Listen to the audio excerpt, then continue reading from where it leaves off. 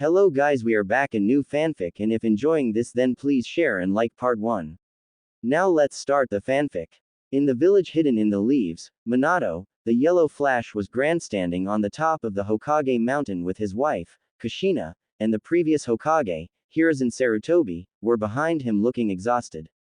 In the last year since Hiruzen had named the blonde his successor as the fourth Hokage, Minato has grown arrogant, egotistical, and almost dangerously so. Both he and Kushina were worried about what the gods would do if they ever felt insulted by the blonde idiot. You know Hiruzen, nowadays, I don't recognize him as the man that rescued me and that I fell in love with. She said with a sigh. I know, he's not the same man that I named my successor. I don't know who is worse, Orochimaru or him, arrogance and or mad scientist. Hiruzen nodded. Meanwhile, completely self-absorbed in himself, Minato either didn't notice or care about what the mere mortals behind him were doing. He ruled this village with an iron fist and had every woman at his beck and call. He didn't care about his marriage. In all honesty, he did love her once, but now, she was nothing but a trophy for him to show off, especially since she was likely the last of her clan, and he expected her to remain loyal to him, even if he slept with anyone he pleased. The council even gave themselves or their daughters who were old enough in hopes of integrating his genes into their families. I am not your Hokage. Such a meager title doesn't fit someone of power and skill. I am a god, one far greater than those weak fools up on Olympus. Stronger than Zeus, wiser than Athena, faster than Hermes, wage war better than Ares, a better hunter better than Artemis. They have nothing on me. He shouted out to the village, smirking at the rumble of thunder that sounded overhead. He's going to get the village destroyed. Kushina groaned while Hiruzen nodded in agreement. Olympus, chamber of the gods.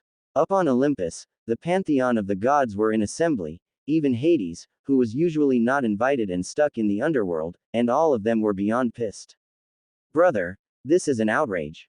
This mortal has gotten too full of himself and has been for the last year. We need to do something. Poseidon said, slamming his trident down into the marble floor. He was a tall man with a swimmer's build with sea green hair and sea blue eyes, wearing green and gold armor, and he is the god of the sea, storms, earthquakes, and horses, often known as the Earth Shaker. Agreed, he claims to be better than us when we could and should squash him like a bug. Ares raged. He is the god of war and courage and one of two of Zeus and Hera's sons. He was a huge bulky man clad in standard gladiator armor, with a massive gladius on his hip and a massive shield on his back along with an equally massive bow, with a quiver along his back. He had fiery red hair and sharp battle-hardened brown eyes. That cretin is even having his subordinates to give their daughters or even themselves to him against their will. We should him and rescue those girls. I'd gladly welcome them into the hunt. Artemis shouted. She was a beautiful young woman with short mint green hair and green eyes, wearing a leather battle dress, which was covered in leaves for camouflage, and a massive bow and quiver on her back. She is the goddess of the hunt, wilderness, wild animals, the moon, and chastity. She often took girls in her group of female hunters who have been wronged by men and has an extreme hatred towards men. Hey whoa, I think we all agree we should punish this mortal, the question is how do we do it? As shocking as it may sound coming from me, straight outing him is too good for him, even if I'd enjoy tormenting his soul. He should suffer for his transgression. Hades said. This was the god of the underworld, the dead and riches. He had blue flames for hair and wore a black toga, however when was pissed off his flames turned red. That is rare for you to say, Hades, however, I do agree, this cretin should suffer. And I am going to add to the rarity. Hera said, getting looks of intrigue from everyone.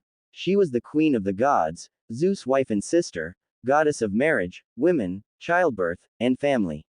She had wavy golden brown hair with sky blue hair and a beautiful figure, wearing a purple silk gown. Now, all of you know how I feel about unfaithfulness, especially when it comes to married couples. She paused, getting nods and curious gazes from everyone, especially her husband. She sighed and took a deep breath before continuing. I propose that we go with my husband's means of teaching mortal men a lesson. This one time, I will allow him to sleep with and impregnate Minato Namikaze's wife, Kushina Uzumaki. This would humiliate him as a cuckold, and the child would undoubtedly be the constant source of a reminder to him and those who worship the man. Not to mention when it gets out to the rest of the world that he angered us to this point that even I allowed it to happen, that he'd lose all creditably, even if should he banish the child. Are you sure about this, my dear? You normally hate it when I punish mortals this way. Zeus asked cautiously. He was the king of the gods, god of the sky, lightning, thunder, law, order, and justice. He was a massively muscled man, with short curly hair, electric blue eyes, wearing a white toga with gold trimmings. Like any mentally healthy man, he had a healthy respect and fear for his wife. Even if he had a habit of sleeping around, he always ended up paying for it. You were right, normally if you did this you'd be spending time cleaning up after Cerberus, but this mortal has pissed me off, especially since I am patron god of the land of fire. Besides, this will not be the only punishment this fool will be receiving from me. Just know this will be the one and only time I approve of this, Zeus. Do it again and I will remove what makes you man. She said in an authoritative tone that made even male god in the room shiver and grab their junk, earning a squeaky, "Yes dear," from her husband. What of the wife? This Kushina Uzumaki. She's fairly pious, but has given up on trying to correct or stop her husband. Athena asked. She was the goddess of wisdom, olives, weaving, and battle strategy. She was a brunette with brown eyes, wearing a bronze chest plate with a leather battle skirt. She had a book in her lap and her snow owl on her shoulder. I feel she will have suffered enough, with this past year, not to mention having to bear a child to someone who isn't her husband, and likely the torment that fool will likely inflict on her for it. If we go through this, she will require protection. Hera said seriously. Yes, I agree, your majesty. Shall I send word to a demigod or hero to stand guard over her? Hermes asked as he flitted around the room with winged sandals holding the caduceus, a staff with two intertwined snakes, crowned a pair of wings in a sphere. He was the messenger of the gods, and conductor of souls. He was dressed in a leather vest and pants, complete with a traveler's hood. All four siblings look at each other as having a silent conversation before nodding. No, they are people of stealth and deception. We need not a hero, but an assassin that can blend in. Perhaps even one who does not agree with what this offending mortal has been doing. Any suggestions? Poseidon asked. What of Tsunade Senju and her assistant Shizune Kato? I do believe Tsunade is the only woman that this mortal fears, since she could him with a single punch. She is not within the village due to her losses, but finding her should be no issue for Hermes, and perhaps we can offer her closure by allowing her to see her lost loved ones to say goodbye. Aphrodite said, stretching, wanting to get out of this meeting even if she wasn't pleased with Minato. She was the goddess of love, beauty, and duality. She was wearing a skimpy and transparent toga that left little to the imagination, that highlighted her blonde hair and blue eyes. Hades, would you be alright with that? Hera asked curiously, crossing her arms under her bust. Oy vey! Hades exclaimed, throwing his arms up in surrender. Even this is going against the natural order, but yes, it is possible as long as she doesn't expect them to remain alive. The most they will have is 10 minutes, and she has to swear that she won't reveal this being done, or the whole cosmos will expect the same treatment. Everyone nodded in agreement. Now then, is there anything else that needs ironing out before we enact this plan? Zeus looked to his siblings and children. Yes, the timing for your visit. I believe you should wait until we convince Tsunade to return to Konoha if part of our objective is to protect Kushina. So our first objective should be just that, finding and convincing her to work for us. Athena said, clearly a bit disturbed about what they were planning, even if Minato deserved it. As for when after that, stick to your usual method, go while the offender is busy, or in the case of this one, while he's sleeping around in his office.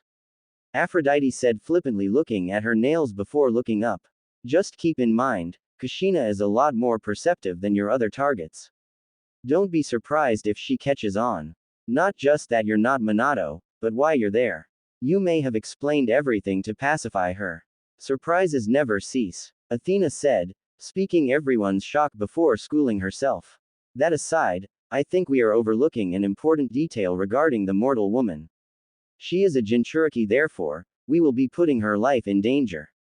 Female Jinchuriki's seals are at their weakest at childbirth, and therefore, the fox inside her will try to escape. What are we going to do about that? Huh, well, I don't have any knowledge on Fuinjutsu, a giant fox should be within my domain. I should be able to keep the furball in check. Artemis said before looking at Athena. If anyone would know about Fuinjutsu, it'd be you. You're the goddess of wisdom after all. Athena sighed but nodded. I will have to freshen up on the subject, but yes, I should be able to help there seeing as how the mortal we are targeting will not likely try to prevent the escape of the fox.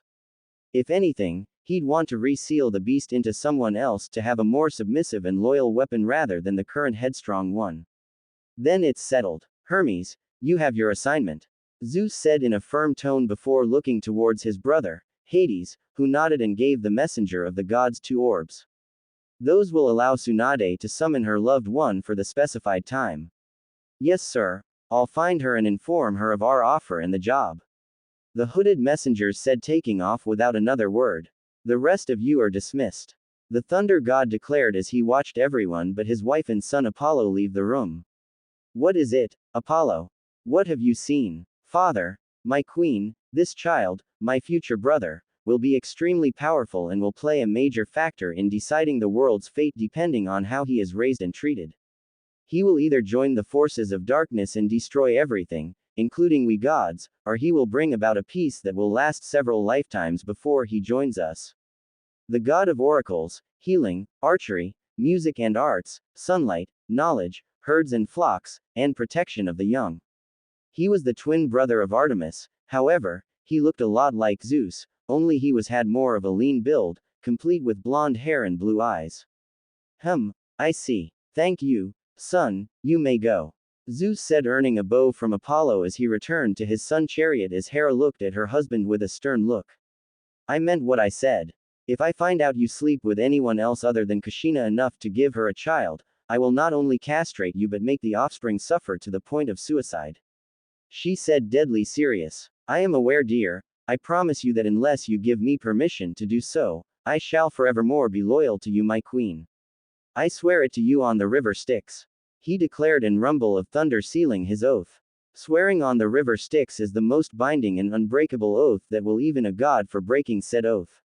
You didn't have to go that far, but I'm glad you did, you proved your sincerity.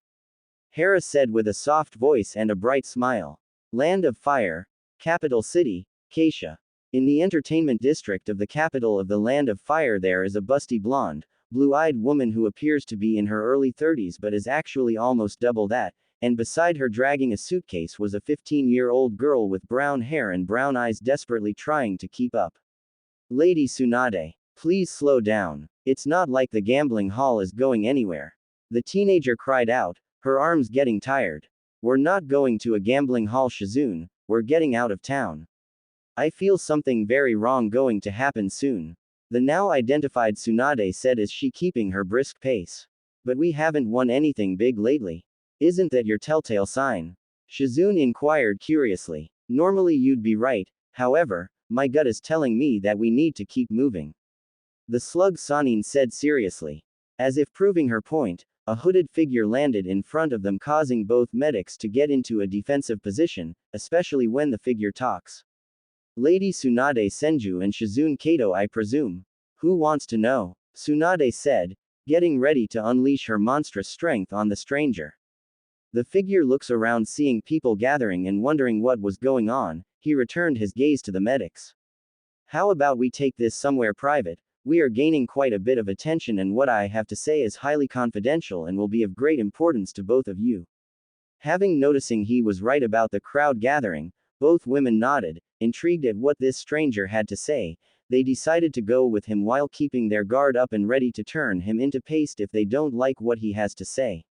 Alright, but you will tell us who you are, and if we don't like what you have to say, well, it wouldn't end well for you. The blonde said sternly. Very well, however, I believe that will not come to pass.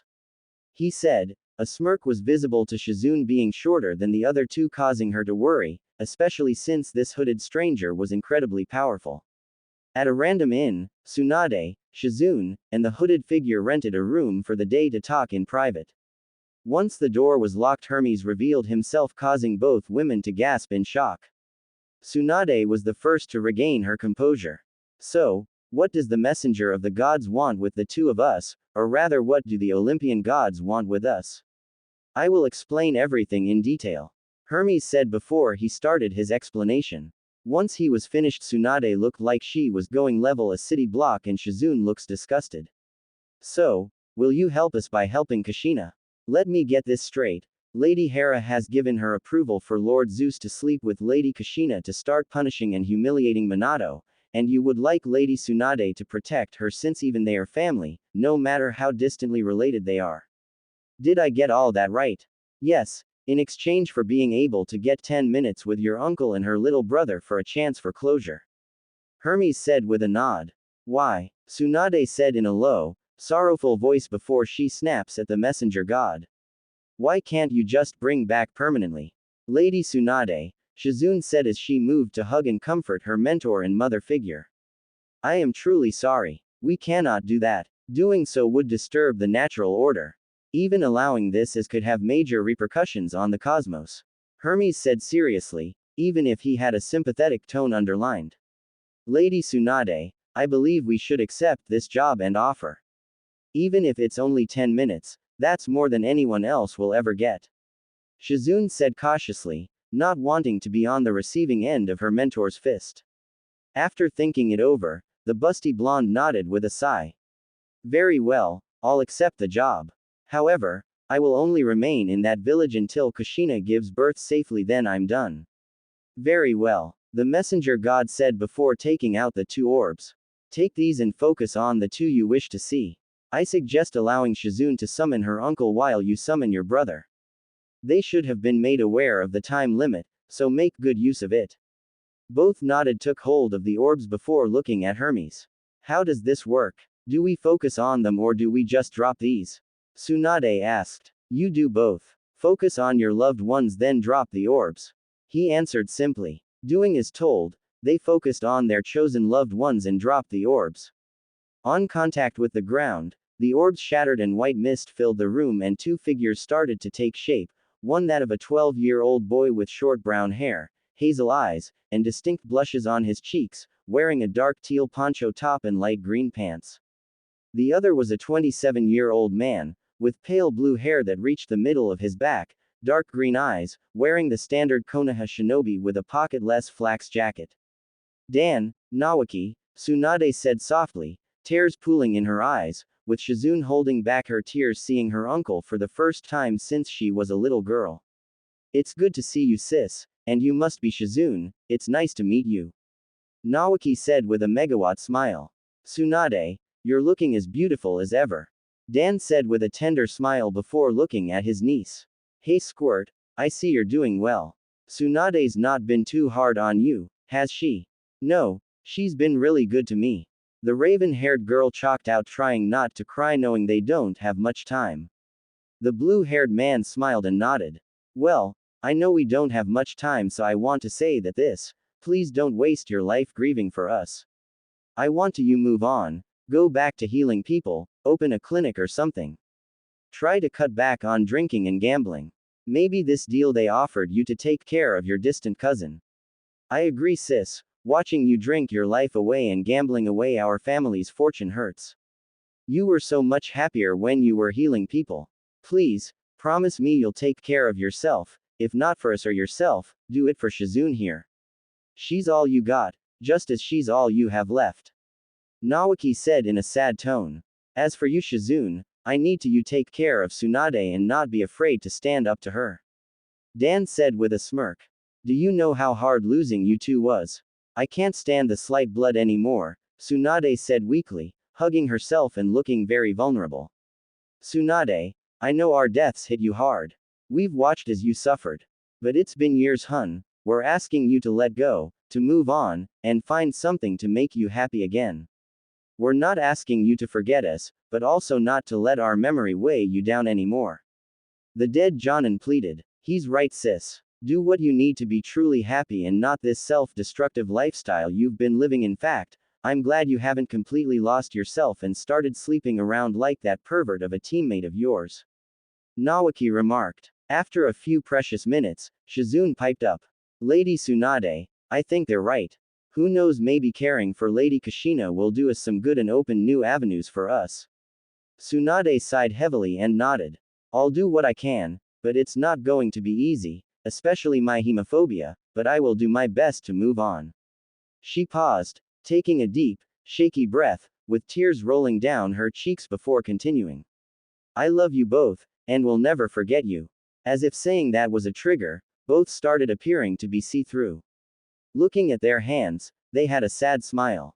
Dan was the one that voiced their thoughts. Looks like we're out of time. Remember what we said, work towards moving on and have a better life than you're living right now. I'll always love you both, but that doesn't mean that I don't want you to live alone while you're alive, and not just with Shizune. Nawaki nodded. At least consider it, sis. Even if you can't have children anymore, I'd like for you to find somewhere to settle down and find someone to share the rest of your life with while you live as a healer. We both would. Tsunade simply nodded while Shizune hugged her, both crying as they watched their loved ones fade away. Hermes, having watched all of this, wiped a tear of his own at the scene. It was 5 minutes later that the medic duo collected themselves and looked at the god in the room with determination. When do we start? While I'm not sure if we'll settle in Konoha, we have our loved one's last words to honor. Tsunade said firmly. Head there now, I will return to Olympus and confirm your acceptance of the mission. Lord Zeus will act when you arrived. Hermes replied, receiving a nod from them. Konoha. 5 days later, the medic duo was approaching their mission destination, much to the surprise of the Eternal Gate Shunins. Lady Tsunade. What a pleasant surprise. Welcome back to the Leaf. Can I offer you an escort to the Hokage Tower? One of them asked. The blonde just sighed. No, my assistant and I will be just fine. It's a straight shot after all. Let's go, Shizune. And left with her daughter figure following behind after bowing to the 2 gate guards. Lady Tsunade, why are we going to the tower when we should be looking for Lady Kushina? Shizune asked curiously. Because Shizune, all visitors, shinobi or not, must report to the Hokage, and since I am both a shinobi of this cursed village and a visitor, we have to follow protocol. Tsunade replied exhaustively. 20 minutes later, after walking through the village with civilians and shinobi alike giving the Sanin greetings and bowing in respect, much to her chagrin, they arrived at the front desk to ask to see Minato. After getting the go-ahead to go up to his office, they noticed a woman coming down the stairs with a disheveled appearance with the clear scent of catching the medic duo's noises as she passed them. Filthy pig, I can see part of the reason why the gods want to punish him, and something tells me that Lord Zeus sleeping and impregnating Kushina is only part of it. Tsunade thought, knowing that Shizune shared her thoughts. Inside the office, they saw an equally disheveled Minato despite him clearly having tried to straighten himself out, but he couldn't erase the pungent smell of. Ah, Tsunade, Shizune, welcome home. What brings you back? Minato said, lustfully eyeing both of them, especially Tsunade and her giant, and couldn't help but wonder what Shizune would look like in a few years. Suppressing a growl, Tsunade kept her features schooled. I am here to spend time with the possible last member of my family, your wife, Kushina. That and work at the hospital during my stay. She said, empathizing the fact he had a wife. Shrugging it off, showing that he didn't care what the older woman thought, Minato simply continued eyeing the two of them, continuing the conversation. I'm sure she'll be very happy to see you, and the hospital will love having you back. Where will you be staying? I figure we'll stay at your place with Kushina since you seem to be so busy here with your work. She said snidely. Very well. We have more than enough room to put the two of you. He said, barely containing his excitement before calling for his most loyal Anbu. Dog. Yes, Lord Hokage. An Anbu with gravity-defying silver hair appeared in a kneeling position. Show these lovely ladies to my house and let Kushina know they'll be staying with us. The blonde Hokage said, earning a nod from the Anbu. If you'd follow me, Lady Tsunade, Shizune. Dog said politely. However, before they left, Minato had one last thing to say. Oh, and Tsunade, can you let her know that I won't be home again tonight? Are you ever home to spend time with your wife? Shizune asked heatedly. Minato merely shrugged and waved them off, getting back to the paperwork that was miraculously untouched by the earlier rutting. The medic growled lowly, causing the Anbu in the room to tense and prepare to defend Minato if the women attacked. However, They stood down when Tsunade, Shizune left the room with Dog quickly following behind to fulfill his orders. After 10 minutes of storming through the village, they arrive at their destination thanks to the wary guide. Dog bowed before using the body flicker jutsu to get out of dodge. Taking time to take a deep breath to calm themselves down, Shizune knocks on the door. After a minute of waiting, the door opened to reveal a beautiful redhead with violet eyes, wearing a white high-collared sleeveless blouse under a loose-fitting green dress. "Hello. What can I?" She started to ask before she recognized who was at the door. She shouted and tackled them into a hug. "Tsunade. Shizune. Good to see you too, Kushina. I see you haven't let the stress of having a lousy husband get you down." Tsunade groaned from the force of the tackle. "Lady Kushina, can you let us up? I can't breathe," Shizune wheezed. "Oops." The redhead got up and rubbed the back of her head in embarrassment. "Please come in." Inside the house, they sat on a plush couch with fresh tea and other treats. "So what brings you back home after all these years? I thought you said you'd never come back here for anything," Kushina asked. "I came by to work at the hospital and spend time with you, possibly the last family I have left," the older woman said solemnly, hiding the fact she was here to act as a bodyguard for a job from the gods. "That's very sweet," the redhead gushed. "And where are you staying?" "Lord Hokage is letting us stay here with you," Shizune saying Lord Hokage sarcastically. "That's great. I'll prepare supper for the three of us," Kushina said with a smile. "Wait, so you're not accepting your husband to come home?" Tsunade asked curiously. "He's only here once or twice a week to get a change of clothes, shower, or grab something from his office. I know full well he has a special meeting room for his all-nighters," the Jinchuriki said with a shrug. "And yeah, I know about him sleeping with just about every woman in the village, the few that haven't are Hitomi, Sume, Makoto, as well as my students Yugao and Kurenai. So, the matriarchs of Hyuga, Inuzuka, and Uchiha aren't giving in to the fool, nor are your students, but what about the daughters of the clans?" Shizune asked. Kushina sighed deeply. "Hana has been sleeping with him more regularity than most, the only one so seems to there more than anyone is Mebuki Haruno. That has been there almost every night, that's probably who he's seeing tonight. Actually surprised that she hasn't gotten pregnant yet." Tsunade and Shizune had to chuckle at the pregnant comment, knowing what was to come, and soon, perhaps sooner than either of the three of them knew. However, Shizune realized that one of her classmates was giving herself willingly to Minato and knew she was too loyal to her loved ones to change her mind. "Hana. Anyway, enough about that idiot and his s. Let's get your room sorted out then get started on supper," the redhead said, putting on a fake smile that the two medics saw through immediately. She acts like Minato's infidelity doesn't bother her, but it hurts her very deeply. "I hope this plan doesn't hurt her more," Tsunade thought. "Screw it. I can't lie or hide anything from family. Lady Hera, Lord Zeus, I hope you can forgive me." As if giving the okay, a small rumble of thunder sounded along with a vision of a pea nodding its head at her.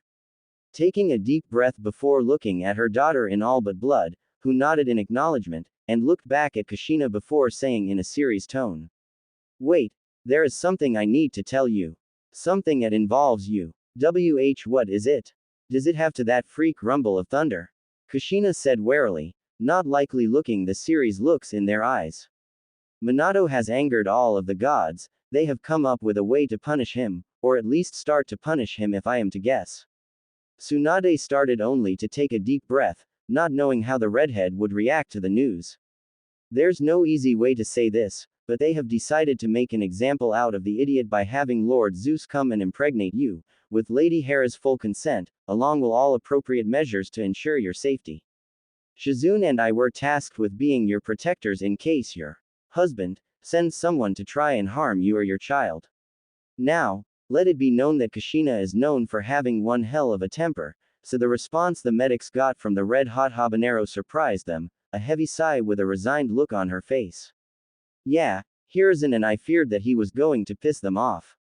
Can't say that I'm surprised that Lady Hera is agreeing to let Lord Zeus do this. Minato has destroyed multiple relationships and marriages with what he's done."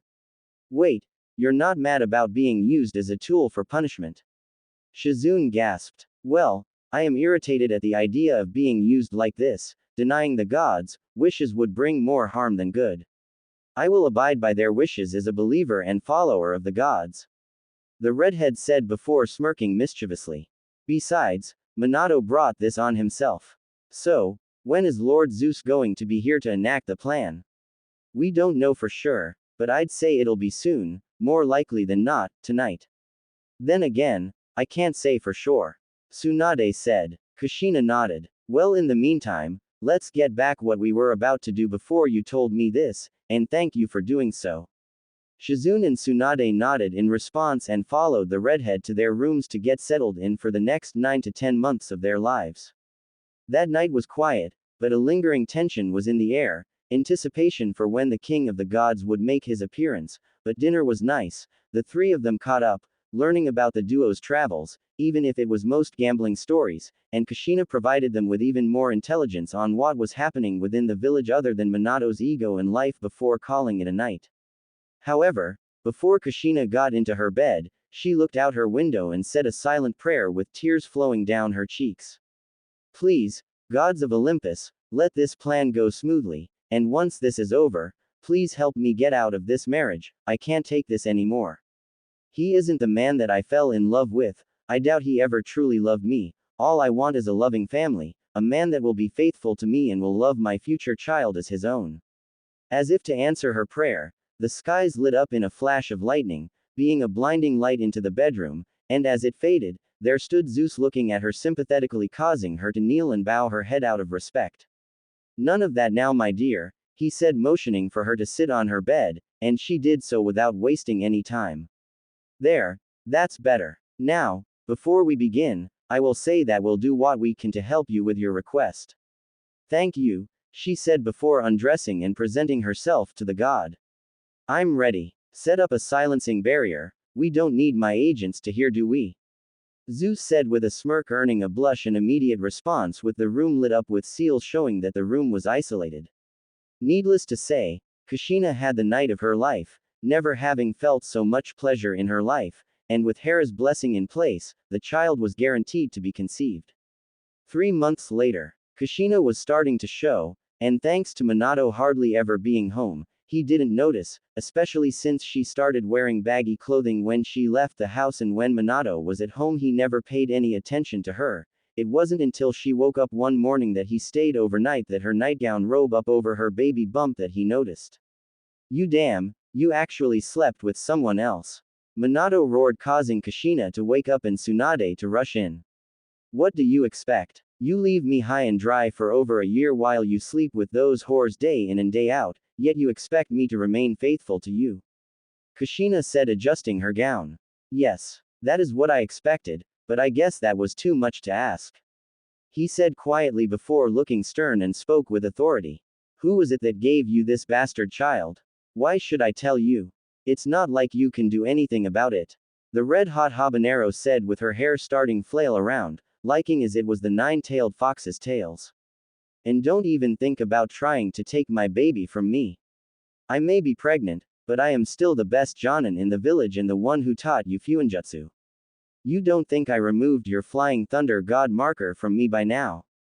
And don't think about attacking her or having one of your pawns do it for you. I will protect her with all of my strength. Tsunade said, punching her palm, causing Minato to sweat a little. Damn it, if this gets out, I'll be done for. I can't even get rid of this whore with Tsunade here, she's too strong. She could destroy the village with a few well-placed punches. Not to mention that Kushina can and likely will put up a barrier around the house to keep unwanted people out, and if she really did remove my marker, then I can't keep her in the village by force anymore. He thought, swearing up a storm on the inside before realizing something. That night 3 months ago. That lightning storm. So, high and mighty Zeus did this to teach me a lesson, and if I'm correct, he sent you to guard my whore of a wife.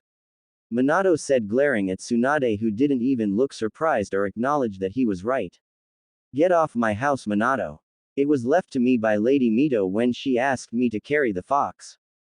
Kushina growled. Like hell, he said, charging up his Rasengan in a blind rage, forgetting about his fear before getting punched out of the house by the slug Sanin. I told him I'd defend you as long as I lived. she said, dusting off her hands. Shizune rushed in after hearing Minato being launched from the house. Lady Tsunade. Lady Kushina. Is everything alright? What was that? Things just got harder for us, Shizune. Minato has discovered the plan. The blonde woman sighed heavily before looking at Kushina. How quickly can you set up a blood barrier for the three of us? Assuming we aren't constantly bothered by every shinobi in the village, I can get it done in a few hours.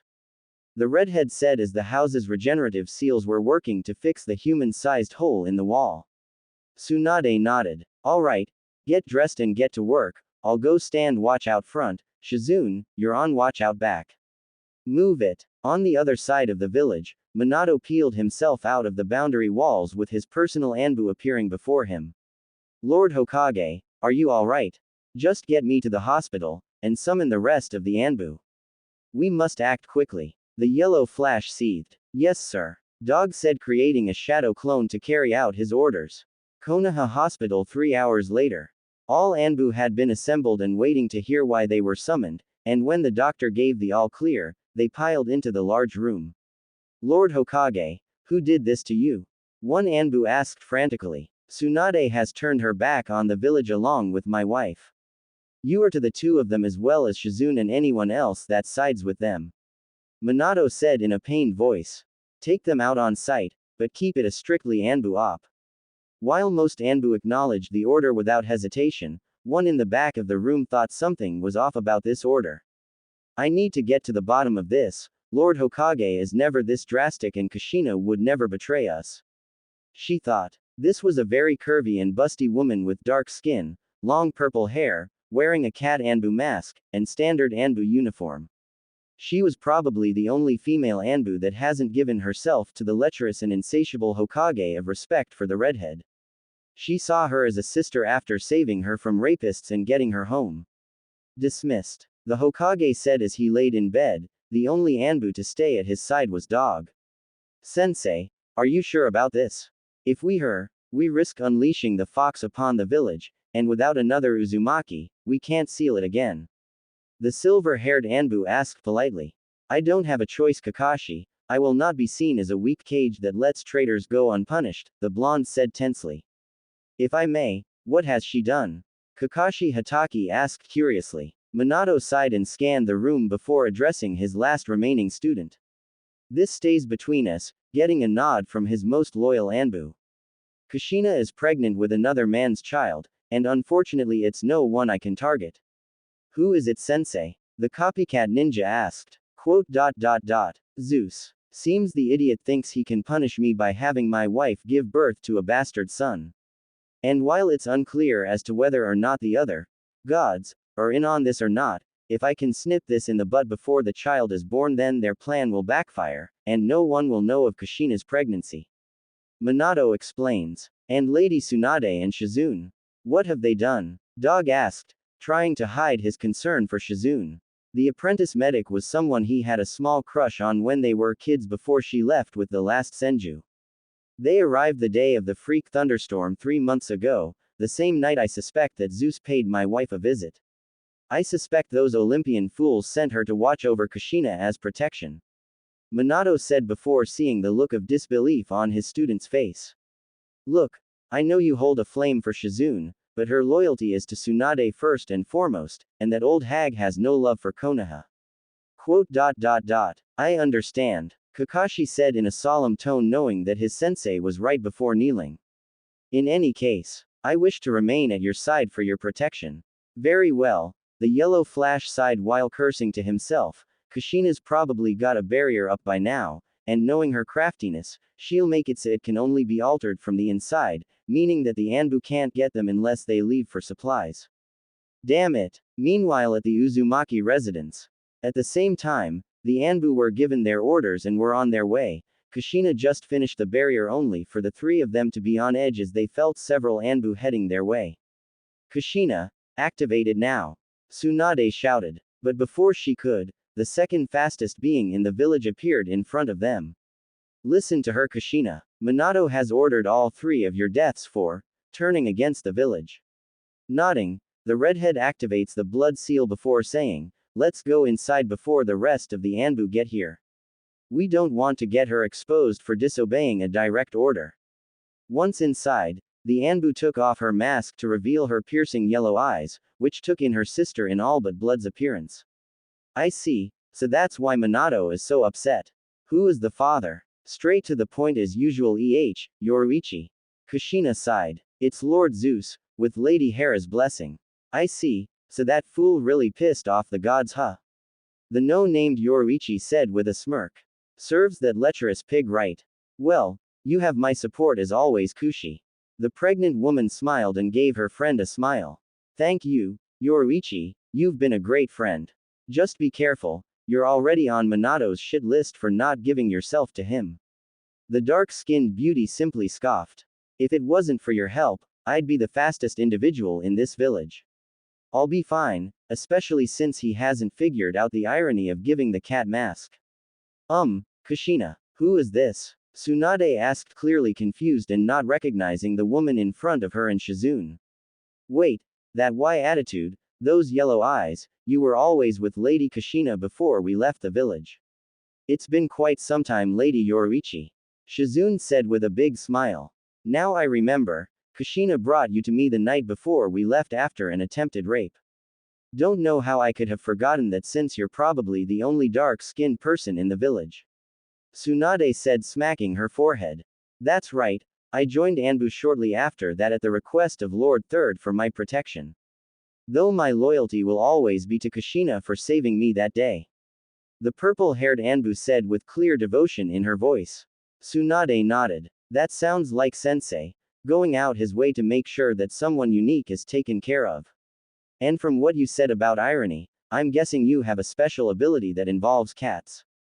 With a smirk, Yoruichi seemingly disappeared in a plume of smoke and was replaced with a black cat with gorgeous glossy fur. If that wasn't enough to surprise the two medics, the masculine voice. You're pretty sharp, Lady Tsunade.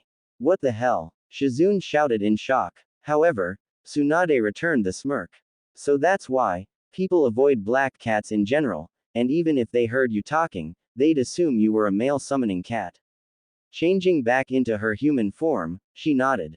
Yes, that's right, before you two, only Kushina and Lord Third know about my transformation. In any case, I'll add you to the barrier seal. But you should only come and go in your cat form to avoid being suspected out of helping us since the three of us have been labeled traitors. Kushina said with a sigh. Olympus, Chamber of the Gods. All the gods of Olympus were watching the entire events of that unfold with some amusement, especially Apollo, who was shaking his head. I can't believe we forgot about the one person that was already within Konoha that would do anything to protect Kushina. While this is true, Yoruichi is in a difficult position being under the direct command of that idiot. Athena said. Kushina, Tsunade and her apprentice are in a tight spot as well. They won't be able to leave that barrier without being attacked. And that woman can only help them so much without blowing her cover. Hera said with slight worry. She was starting to like this mortal woman, especially after standing up to her husband the way she did. Unfortunately, there is nothing more we can do aside from the precautions we have already set in place. We must trust the mortals to survive this. Zeus said with a sigh before turning to his wisest daughter. How are your studies coming along? I will be ready, especially since I found the specific seal I'll be working to maintain. She said with a smile before looking at one of her sisters. Just be ready to help pacify that overgrown fox in 6 months. I know, I'll be ready. Artemis sighed. Both of you be ready. We need to ensure that our brother has his mother to help raise him properly. That will be the first step in ensuring the path to peace. Apollo said, trying to keep his sisters from fighting. He's right. Once my son is born, we can move on to the next stage of punishing Minato. Zeus said firmly before looking at his wife. We also need to end that farce of a marriage before the child is born as well. Hera scoffed and snapped her fingers, summoning the marriage certificate for the pair in question, and said, that isn't even an issue, before having it disintegrate in golden particles. Konoha. Meanwhile, in the hospital, Minato felt his wedding ring shatter. What the hell is going on? What happened to my ring? He asked in a panic. At the same time, the ladies in the Uzumaki residence, Kushina felt the same thing happen to her. Thank you, Lady Hera, she said with tears in her eyes. She knew that she was now free from her marriage. 6 months later. The last 6 months had been hard. Yoruichi had taken to getting them a month's supply of food, as well Kushina's constant cravings for ramen and mint ice cream. During that time, Minato had been furious when he found his marriage certificate folder reduced to nothing but golden dust, a clear sign of intervention of that harpy everyone called Queen of the Gods. He had stepped up the pressure he put on his Anbu to Kushina, Tsunade, and Shizunen had given orders to anyone else who aided them in any way. However, over the months, most of the Anbu caught on to the reason why their Hokage wanted his ex-wife dead. They watched the residents and say a very pregnant Kushina come out of the house to tend to her garden while Shizune took care of the yard. Many of them had families themselves and refused to harm a pregnant woman, even if that would mean treason. There were, of course, those completely blind in their loyalty and continued to try to find a way through the barrier. Even Jiraiya joined in on the hunt, even if Tsunade was on the opposing side. It was a week ago that Kushina's contractions were getting really bad, and Yoruichi decided that was the time to resign and be there as extra protection. It was during this time that Athena and Artemis had made their appearance and told the mortal women of their part in the plan to teach Minato a lesson. This was a major load off of Kushina's mind even if she had been told about it from the beginning. Then again, it had been 9 months and that's a really long time for a pregnant woman. It was during that week that Artemis worked with Kushina in an attempt to pacify the beast within. Flashback. Kushina, in order to help my sister with maintaining the seal as well as the stress on you, we need to talk with the fox and try to come to an understanding. Who knows, maybe we can get it to work with you. You want to be able to protect your son, right? Artemis said coyly. Working with the fox can help with you that. Quote. I don't know. Lady Mito told me not to trust the fox and keep it locked up tight. Kushina said hesitantly. Listen to me. How you feel if you were put under a genjutsu before being bound to a summoning contract, being used to fight again the man you call the first Hokage who had the ability to suppress your power, only to be sealed within his wife, then at the moment you thought you could escape and be free, you were transferred to someone else with a stronger lock in place. The goddess of the hunt explained. I'd be ready to make my escape the first chance I get and destroy everything in my path to freedom and hate everything that is connected to those who have imprisoned me. Kushina sighed in defeat. How do we do this? We need to go into the seal and talk with it. Just remember, the fox will likely be very angry and want nothing more than to you and get out of the seal. Keep your guard up, Artemis said with a serious expression. Before she could blink, she found herself and Artemis standing in front of the nine-tailed fox, chained to a meteor over a volcano. Seeing its captor, the fox growled and started lashing out against the chains. Let me down from here so I can gut you like the worthless flesh bag you are. The fox roared. And don't think that you can control me, goddess of the hunt. Oh, I wouldn't be so sure about that. Kurama, Artemis said with a grin, and the fox lasted out at his name being revealed. How did you learn that name? Kurama growled. I've been around a lot longer than your father. You don't think I didn't notice when a demon was split into 9 demons with animal traits? As long as you have those, you fall within my domain. She said, earning another growl from the fox before turning to Kushina. Kushina, change the scenery please, we aren't going to make much progress if he's strapped to a meteor like that. How about a forest? Kushina nodded and focused. As she did, the area went from a smoldering volcano to a lush forest, Kurama locked in a cave big enough for him to stretch out and sleep comfortably on the floor, blocked by chakra chains with a whirlpool-designed lock holding it all together. Well, not quite what I had in mind, but at least he now has the smell of nature and big cave to sleep comfortably within rather than being chained to a meteor all the time. The goddess of the moon said, looking around the area. So, we'll at least listen to what we have to say, Kurama. Fine. But you don't need to say anything. The fox grumbled. I swear on my father's grave I won't try to escape during the birth of your brother. I'd be a fool to anger the gods. Even if I did escape, my life wouldn't be free, would it? Actually, I would have asked you to protect my hunters and their forest from people that would cause them harm, but if you stay with Kushina and agree to at least attempt to get along and work together, the two of you together could help bring about the peace your father wanted. Artemis said with a shrug. So, what do you say? Will you two work together? Or you try to escape and be my girl's protector? Hearing this, Kurama was deep in thought, so was Kushina, but she voiced her thoughts. Listen, I am willing to with you and my son to bring about peace. It may not be immediate, but I promise you that by the time my lifespan is done, I will find a way to safely remove you from me withoutting me once we do bring the world a peace unlike any other. We'll give you till Kushina gives birth to decide. If you break out, then know which choice you've made. The patron goddess of Nadeshiko village said as she and Kushina left the redhead's mindscape, leaving the fox to make up his mind. Flashback end. It was after that conversation that Athena told the three mortal women of the plan to expose Minato as a cuckold since they know he's kept his forced divorce a secret by wearing his academy ring as his wedding ring. They were going to rush Kushina to a public hospital and hope that Kurama made the right decision or else a lot of people were going to die. One day while Kushina was doing dishes, having refused to just lay around being waited on hand and foot by others, she had the worst contraction yet. As well as hearing a splash of water hit the tile floor, she shouted at top of her lungs. Tsunade. My water just broke. The two goddesses, medics, and former Anbu rushed in. Tsunade, I will meet you at the hospital in the prepared room. Father and Lady Hera said they would be there for support as well. Now hurry, we don't have long and those Black Ops mortals will likely try to target you on the way there, so be careful. My sister will follow from the shadows with her bow. Athena said as she turned into an owl and took off out the window. Let's hurry, this baby wants to come now. Tsunade shouted as she picked up Kushina bridal style with Shizune close by for support and Yoruichi there to act as the vanguard.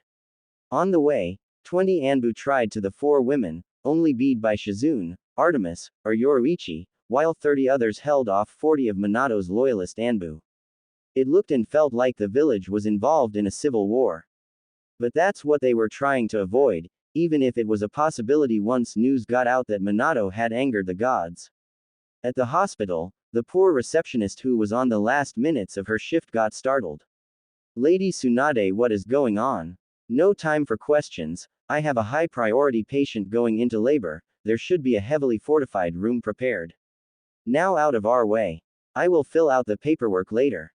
Tsunade said while on the move with Shizune and Yoruichi close behind, and Artemis moving along the outside of the building to act as a guard until they reacted room.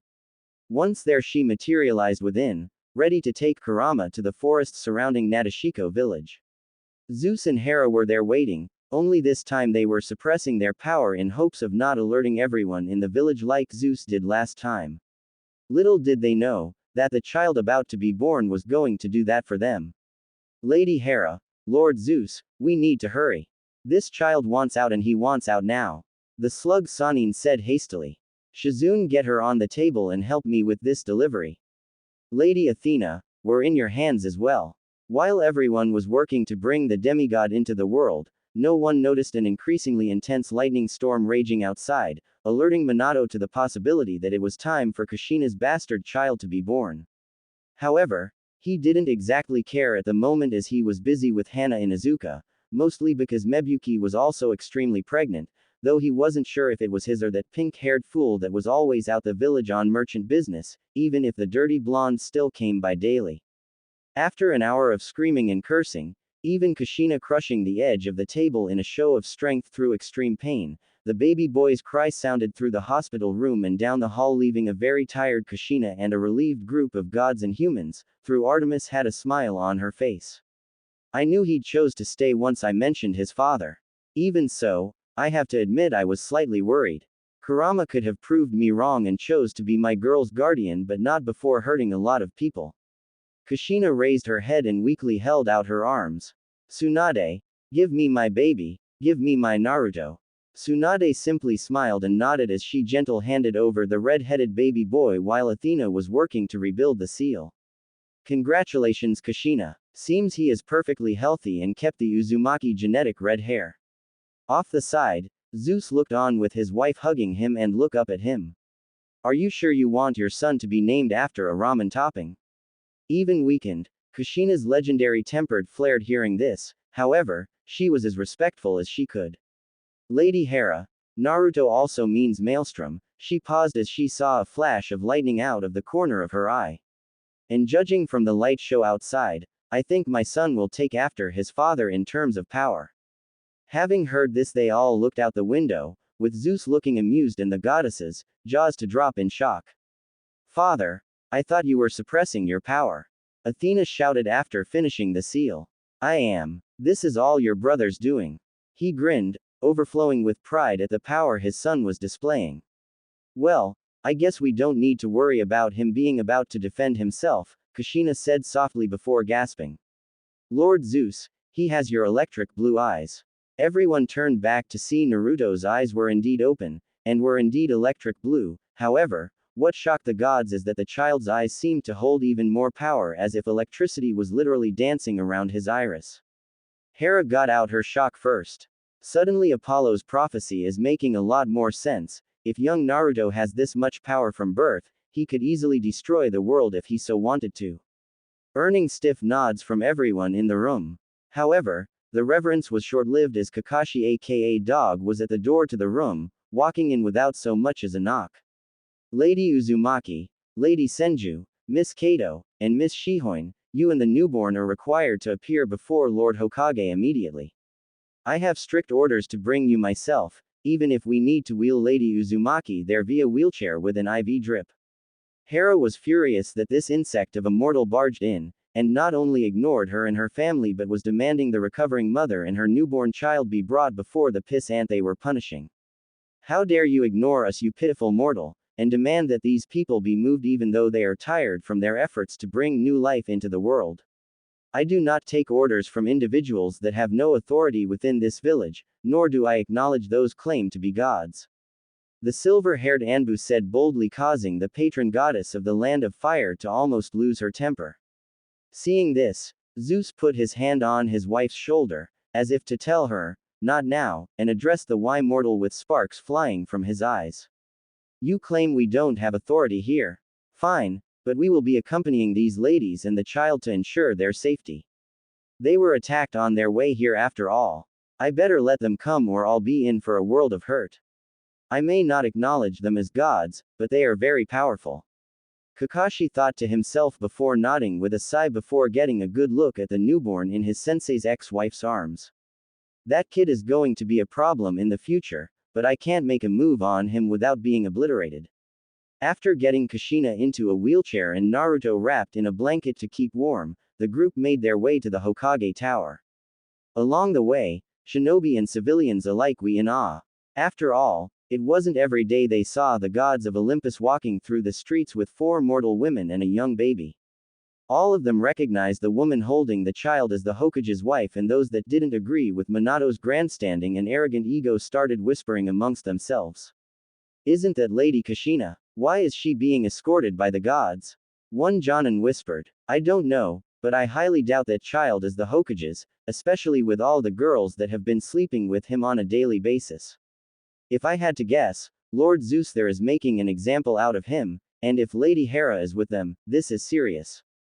A Chunin replied. Amongst the crowds were the 3 families and 2 students, and they smirked at the thought of ruining Minato's name by spreading the word that he angered the gods to point that even Lady Hera agreed to make an example out of him through his wife. Soom even more so since she lost her daughter to that cheating pile of shit after trying to convince her to stop sleeping with the man, saying that he didn't actually care for her, but was using her like every other woman that has slept with him. Hannah responded by slapping her, saying that she was wrong, that Minato loved her, that she was special to the man, and that if she didn't support her love life, then she wasn't worthy of being her mother, and left with her 3 partner dogs and hasn't been back to the compound ever since. Overhearing the whispers, the gods smirked, knowing that the rumor mill has started and wouldn't be long before word spread throughout the world, while Kakashi was cursing his luck. Of course, people would pick this time to come out of their homes. The lightning storm has passed ever since that kid has fallen asleep. By morning word will spread about this and there will be nothing we can do about it. 10 minutes later, the group was in Minato's office, with Mebuki and Hana standing on either side of the blonde idiot. Minato, seeing that the so-called gods were in the room with his ex-wife, he knew he couldn't attack her or the bastard child without risking the lives of his concubines. Zeus, Hera, Athena, Artemis, to what honor does Konoha owe the pleasure of your presence? He asked, trying to sound polite, but to the gods, it sounded smug and arrogant, not to mention disrespectful.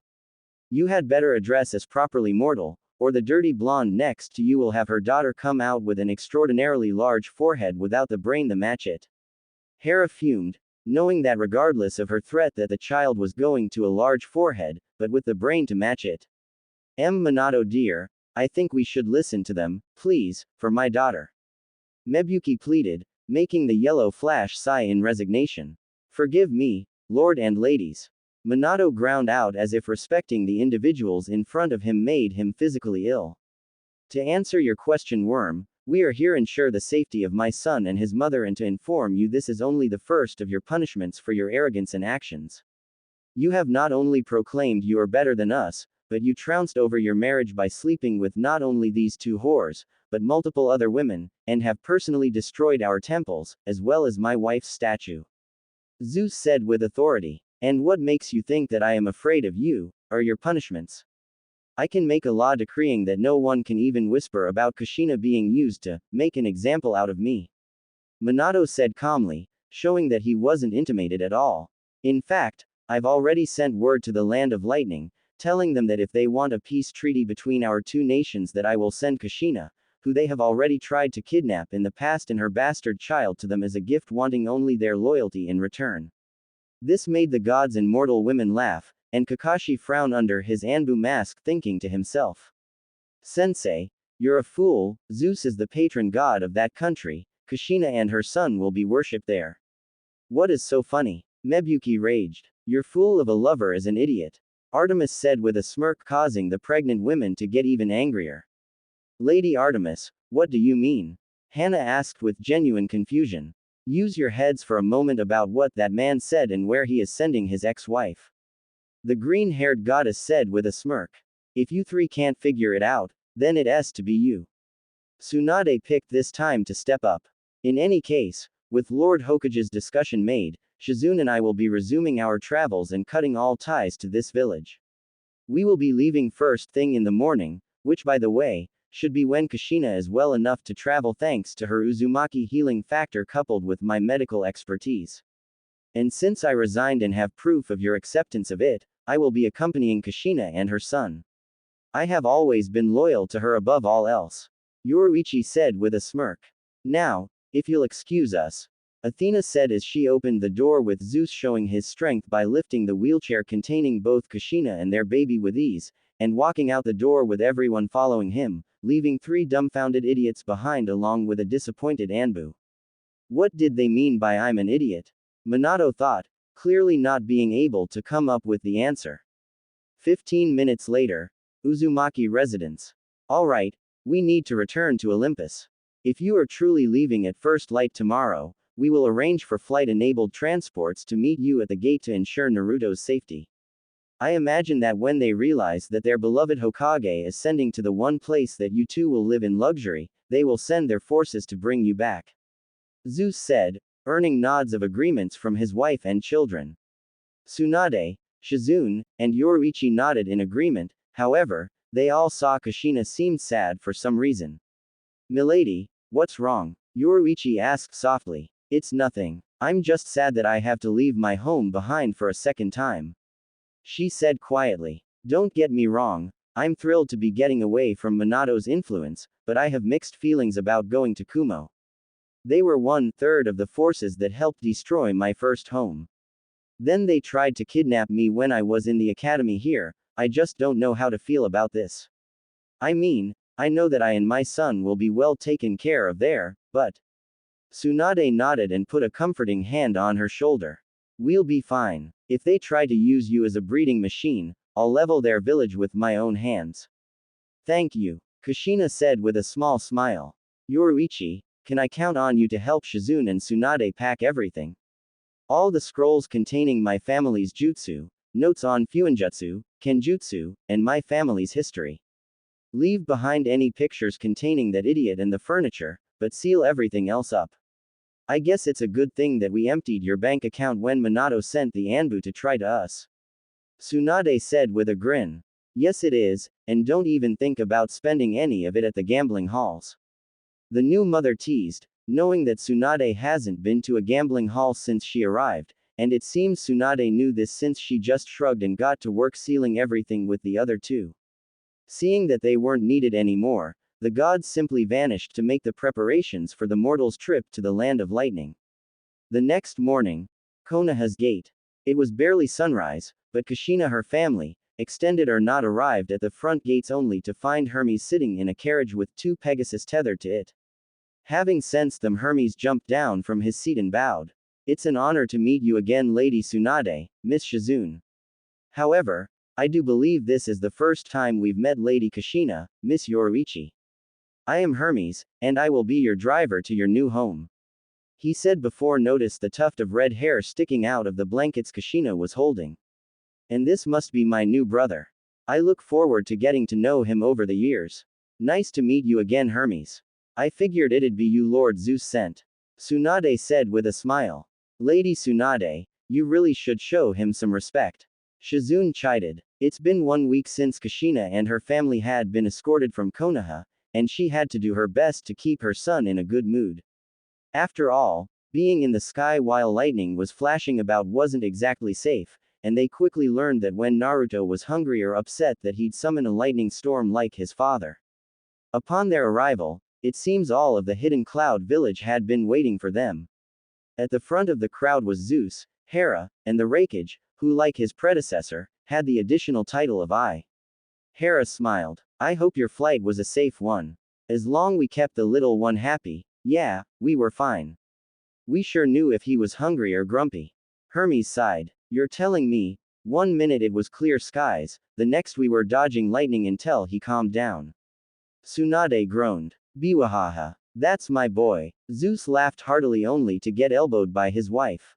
Oh come on. He was only born a week ago, he can't control his power yet. Maybe not laugh at their misfortune, my dear.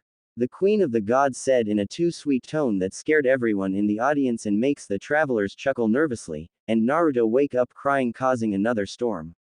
Shish. It's okay, it's okay. Kushina trying to calm her son down before giving a mild glare to the goddess, who looked sheepish. I do apologize Lady Kushina, but if Lady Hera had not woken the young master, the parade and fireworks would have. After all, the son of Zeus deserves a grand welcome along with the royal treatment. The Raikage said in his usual stern voice.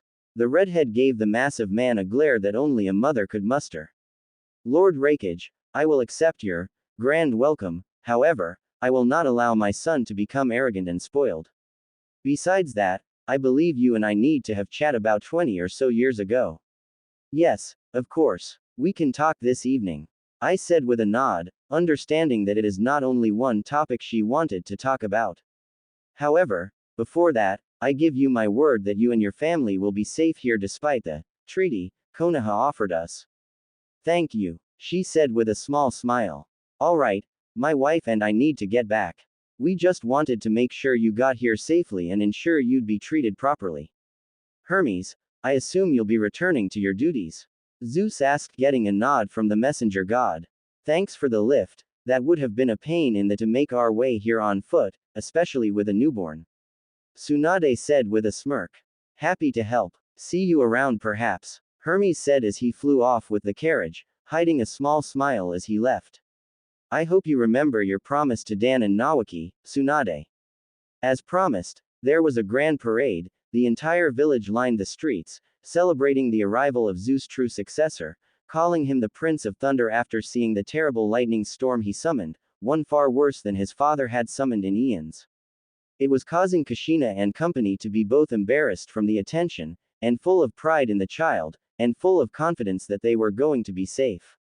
Following the parade, fireworks were launched from the Raikage Tower, and surprising the noise didn't both Naruto, in fact, he garbled, giggled, and wriggled around in his mother's arms, even giving off tiny electric spark-like fireworks of his own each time he clapped his hands in excitement.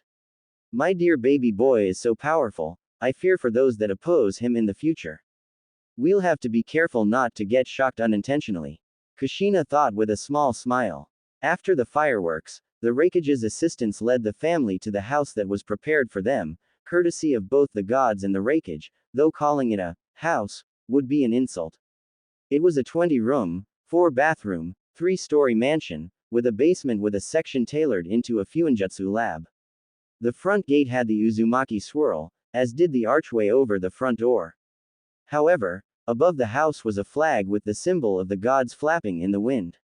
Kushina and her family were overwhelmed, to say the least. When they actually got to exploring, they saw that one of the rooms was heavily insulated to withstand any electrical output that Naruto may out, big enough to replace the cradle with a bed, and continue to update the bed up to a king-sized one and still have plenty of room to move around freely. They even noticed the yard was big enough to act as a training ground for them. The redhead decided that she'd be getting to work quickly on a barrier around the grounds of her family's home. After all, while she knew that Zeus said they'd be safe there, she didn't quite trust the rakeage to try something, nor did she forgive this country for their part in the destruction of her home, but they had nowhere else to go at present and it would be a bad idea to refuse a gift from the gods, even if it was likely compensation for her part in her ex-husband's punishment.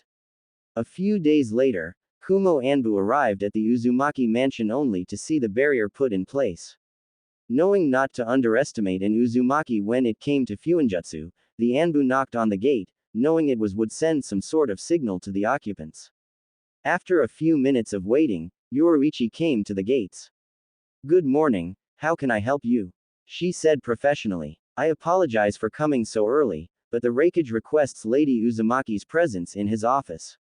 He said she'd been wanting to talk to him, but gave her and the other occupants of this house time to settle in. The masked Black Ops member replied. "Very well, I will fetch her then we can be off. I only hope this meeting doesn't take long, Lord Naruto gets cranky when he isn't fed on time." The former Konoha Anbu said, getting a nod in return as she turned to do as she said she would. 15 minutes later, Kushina arrived at the gates, having left her son with Tsunade and Shizune. "Let's get this over with, but know that I don't plan to stay any longer than noon unless the rakeage wants a storm to be summoned over his village by my son's hunger."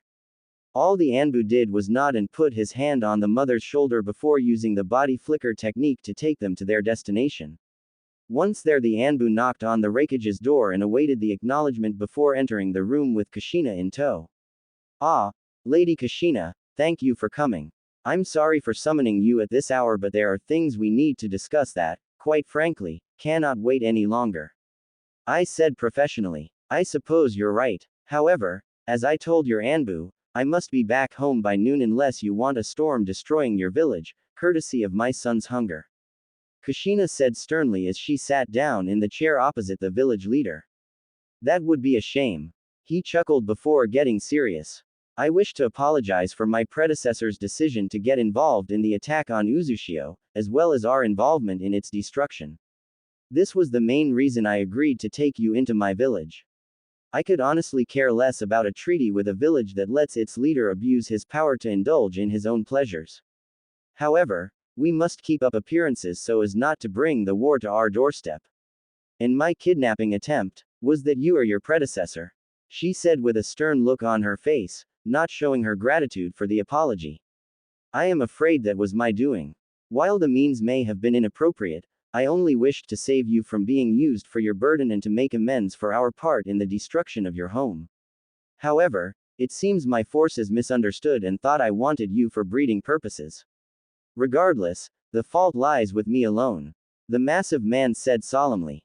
The redhead sighed, sensing no deceit in his voice or eyes. "Very well, but do not think that because I am accepting your apology means that I forgive you or trust you. That will take time for you to earn. As your operative noticed, I have erected a barrier around the grounds of my family's mansion that only allows those I deem trustworthy to enter, meaning they will need to add it to the matrix to enter. Now, I'm sure you wish to ask me to join your forces, however, I have my son to take care of, and I will not leave him alone any longer than needed until he is old enough to start training. Actually no, I wasn't going to ask that of you at this point and time. I know for Uzumaki, loyalty to one's family goes beyond all else. I will however ask that you consider it at such point that the young lord can start training," he said sternly before grinning. "I also ask that give this same request to your family and housemates." Having Tsunade and her apprentice will not only be a major boon to Kumo but be a major blow to that sorry excuse of man, Minato. Not to mention the infamous Yoruichi, who is rumored to be just as good at infiltration as Jiraiya, if not better. Kushina nodded, understanding where he was coming from. Very well, I'll ask them, but it's their decision. Agreed. I cannot force anyone, especially not emissaries of our patron god, Zeus. The Raikage nodded. While he did want Kushina to restart the Uzumaki clan within the hidden cloud, he wasn't going to come out and say it so plainly, namely due to knowing her trust in men was likely shaken, if not broken thanks to what she's been through. Not to mention he didn't want to incur the god's wrath by forcing the family to do something they didn't want to. She just turned away and made her way to the door. Now, if you'll excuse me. She didn't trust him at all, even less after this exchange. From what was said, he was after her family's bloodline, but Zeus and likely Hera probably threatened to level the village if anything happened to her and her family. Right now her only concern was taking care of her son and raising him properly. She'd keep her word and relay the invitation, but also include her speculations. 7 years later, at the Uzumaki mansion, a 7-year-old boy with crimson red hair was returning home from his first day at the academy. He was a little taller than the other students, standing at almost 4.5 feet tall, but he thought nothing of it since he was aware of his status as a demigod. He couldn't walk throughout the town without being bowed at, given free food as tributes, or offerings, and being called the Prince of Thunder. Of course, his mother had told him that he was the son of Zeus, but had yet to explain the circumstances of his birth. However, his mother had told him not to let it go to his head, that no like to jerk. Naruto sighed as he hauled the latest tributes in the house, only to be met by one of his big sister figures, Shizune, who sighed as well when she saw what he was carrying. Did you have a good day at the academy? She asked as she took some of the load off him, leading him to the kitchen to put things away. Besides all the teachers and most of the students trying to up to me, yeah. Levi was there to run interference with all the fangirls.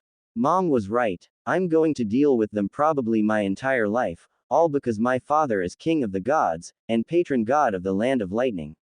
Oh, Shizune said with a smirk. My little brother has a girlfriend already, huh?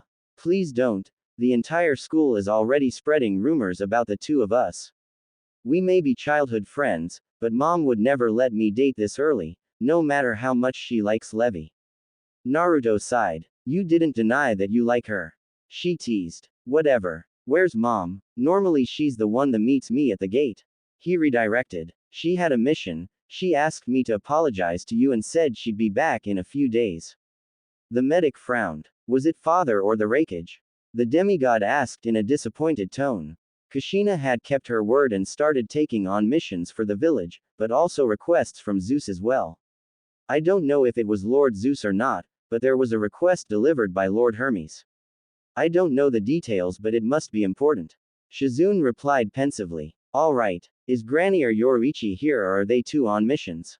The redhead asked discouragingly. Lady Tsunade is working at the hospital but will be home for supper. As for Yoruichi, I don't know where she is. She responded. I'm right here. I was just taking a cat nap.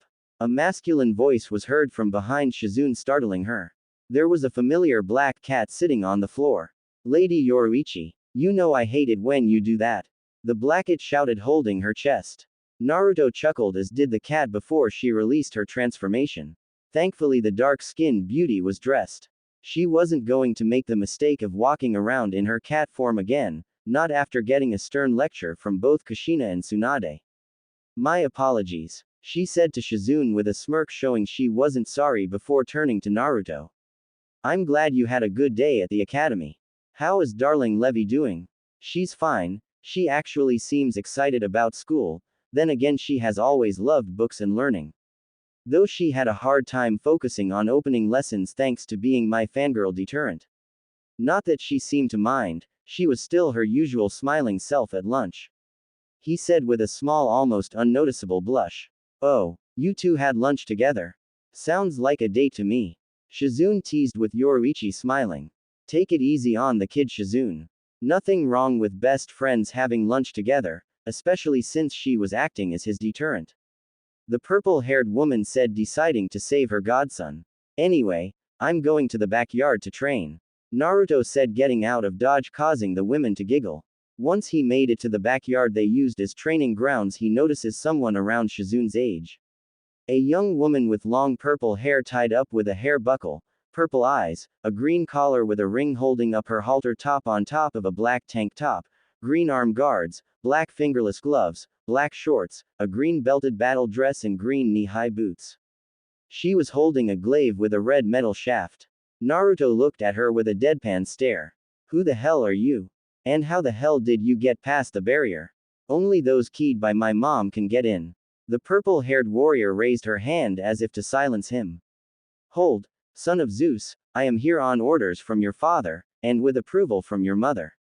I am Jade, and I am here to train you in the way of the spear. Once you are older, there is a weapon from Lord Zeus for you. She paused before unsealing a beautiful glaive. The blade itself had a heavenly glow and looked far deadlier than the one she had in her other hand. The shaft was the same red metal, only it had a golden dragon decoration with its head on one side and the wings on either side of the blade. This is called Heaven's Talon. It was forged by Hephaestus and will be able to handle your lightning powers. Zeus has asked me to request your mother make it so that only you can hold and use it, seeing as how it was made especially for you when she gets back from her mission. It's a beautiful blade, he said as reached out to hold it in a daze, almost as if the weapon was calling to him. Seeing this, the beautiful fighter handed him the glaive only to immediately jump back as he grabbed hold. The moment he had it in his hands, lightning struck the blade and arced all over the field, causing Shizune and Yoruichi to run out to check on what was going on, only to see Naruto surrounded by lightning, as if encasing him in an armor of lightning, leaving him completely unharmed.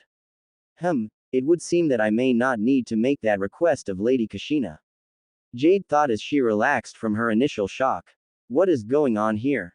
And who are you? Yoruichi asked in a frenzy, ready to attack the intruder. Shizune was the same. I'm okay. In fact, I've never felt so alive. Naruto said, easing his family's worries before he chuckles. This is an amazing weapon. It's amplifying my power, acting as a conductor. I can't wait to be able to wield her properly. As far as who I am, my name is Jade and I was sent by Lord Zeus with Lady Kushina's approval to be Lord Naruto's trainer in the art of the spear. Although I only have limited permission until she returns from her mission. If I were to leave the perimeter I would not be able to re-enter. The glaive wielder said, calming the two adults down farther. She was in a rush when she left because Lady Kushina tells me about new arrivals ahead of time, so it's likely she forgot this time, the dark-skinned beauty thoughtfully. Doesn't explain what is going on. The medic apprentice frowned, crossing her arms under her chest. If you're talking about the lightning action, it happened when he grabbed hold of the blade after reaching out for it after I presented it to him. It is a gift from his father. The younger purple-haired woman said. I see. Well, at least we can confirm that lightning cannot hurt him, at least while holding that glaive. Though it is something we don't wish to test voluntarily. Naruto's godmother said wryly. It was then that the barrier alerted everyone that there was a guest wishing entry. Shizune, can you see who that is? As guardian of this house and Naruto's godmother, I need to stay and keep an eye on our visitor until Lady Kushina returns. She requested. The medic sighed and left to do asked while both purple-haired women had a stare down while Naruto finally let go of Heaven's Talon, allowing Jade to seal it once again until he was old enough and tall enough to wield it properly. Out front, a small blue-haired girl Naruto's age was waiting for someone to come to the gate. This was Levi Magarden, Naruto's childhood friend since they were 4 years old. She was a petite girl with blue shoulder-length hair that was tied up with a bandana that would be seen as kind of wild without and brown eyes. She arrived just before the lightning struck the backyard, and since she knew about her best friend's powers, she was worried something happened to upset him. While she didn't fawn over him for being the son of Zeus, she was his friend because he saved her from bullies, making fun of her for her wild, blue hair, by frying them with his uncontrolled power, leaving them half dead, never again gaining full motor function. They have been inseparable ever since. Ah, Levi, welcome. Naruto told me you played deterrent for him at the academy. We weren't expecting you to drop by so soon. Surely your parents are wanting you home for supper. Shizune said, shaking the girl out of her thoughts. Actually, Mom said I can stay as long as I am home before bedtime, even if she knows you have the room to put me up for the night. Never mind that. Is Naruto okay? I saw that lightning strike as I was walking up. The blue-haired girl asked, clearly worried. Oh, he's fine. His father sent someone with a gift as well as train how to use it. The medic said with a smile before deciding to tease the girl. Did you do it because you have a crush on him, I wonder? What? No. I was just being a good friend and helping out. They only care about his name as an Uzumaki and status as a demigod. The young girl denied through a deep blush on her cheeks. Shizune had a huge grin on her face and sounded off with a, yeah huh, before motioning for the blue-haired girl to follow. In the backyard, Levi noticed the green-clad glaive wielder and noticed how beautiful she was before running over to her friend. Naruto, are you alright? What caused that lightning strike? I thought that only happened while you were really upset. She asked rapid fire in concern while looking over him for injuries. I'm fine, really. Zeus gave me a gift that acted as an amplifier and conductor. As soon as I touched it, I was encased in a lightning-like armor. He said before looking at Jade. Hey, can you show her? She's my best friend. Fine, but turn around, you seem to be drawn to it. She said pointedly, earning a sigh from the red head, and did as instructed while muttering he would be able to control himself this time. Once she unsealed it, Levi was awestruck. While she may not be a weapon enthusiast, she knew a beautiful and deadly weapon when she saw one. Wow, I can see why'd you be drawn to a weapon this beautiful. This is a very generous gift. This will help you make a name for yourself out there for sure. The blue-haired girl said in awe. Yeah, the best gift he's given me. He said with a big grin. That and Miss Jade was sent to teach me how to use Heaven's Talon, the weapon's name. Oh, my apologies. I'm Levi McGarden, Naruto's childhood friend. A pleasure to meet you, Miss Jade. The petite girl said with a bow, ashamed she didn't introduce herself right away. It's fine. You were worried about your friend. It's nice to meet you, Levi. I'm sure we'll be seeing a lot of each other, given how close you and Lord Naruto seem. Jade said with a flip of her absurdly long hair, clearly not bothered before turning to Naruto. We'll begin training tomorrow. However, I need someone to go out and buy a practice weapon before then. Shizune sighed, figuring she'd be on go for deal, however she was surprised when Yoruichi spoke up. I'll go, I can sense Lady Tsunade on her way. Keep an eye on our guest. I assure you, I've been grilled by Lord Zeus and Lady Hera. I will not harm the young master. I'd rather not incur their wrath. Jade said, trying to keep the irrational out of her voice at the overprotective swordswoman. At least what I heard about her is correct. I think we'll get along just fine once I gain her trust. As Yoruichi left, Tsunade walked in and they repeated the process of introductions, showing Heaven's Talon, and the green-clad female warrior swearing she means no harm to the demigod. However, unlike the former Anbu and sworn protector of the family, Tsunade warmly welcomed the new arrival. The rest of the evening went off much an issue. Levi and Naruto were joined at the hip as usual, Yoruichi still wary of her fellow purple-haired woman, but Jade simply shrugged it off and was doing maintenance on her weapon off in a corner. Shizune made dinner for everyone.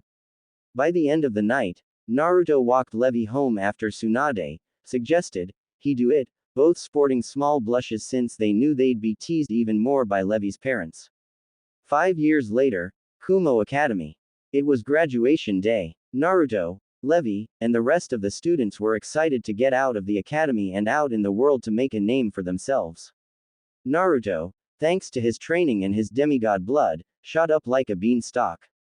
He stood at 5 feet 4, taller than most of the genin hopefuls. His red hair was long and spiked, the back tied into a ponytail. His body wasn't overly muscled, instead was more of a swimmer's build. Leaning against his desk in between him and Levi was Heaven's Talon, much to the envy of every other student.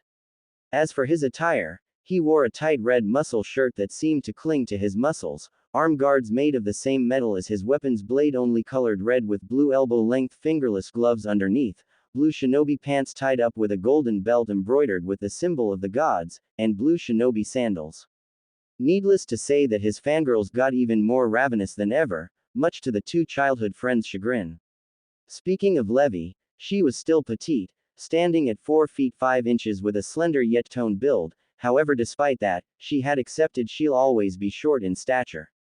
Her hair remained the same, tied in her colorful bandana, wearing a blue corset-like vest leaving her yellow bikini top-clad chest exposed as well as her stomach. She had beige knee-length carpi pants with a red belt and red-heeled sandals. Her belt held the standard ninja tool-carrying case.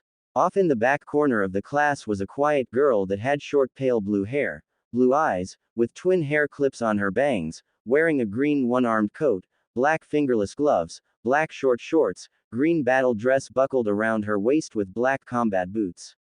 Next to her was a bow and quiver of arrows.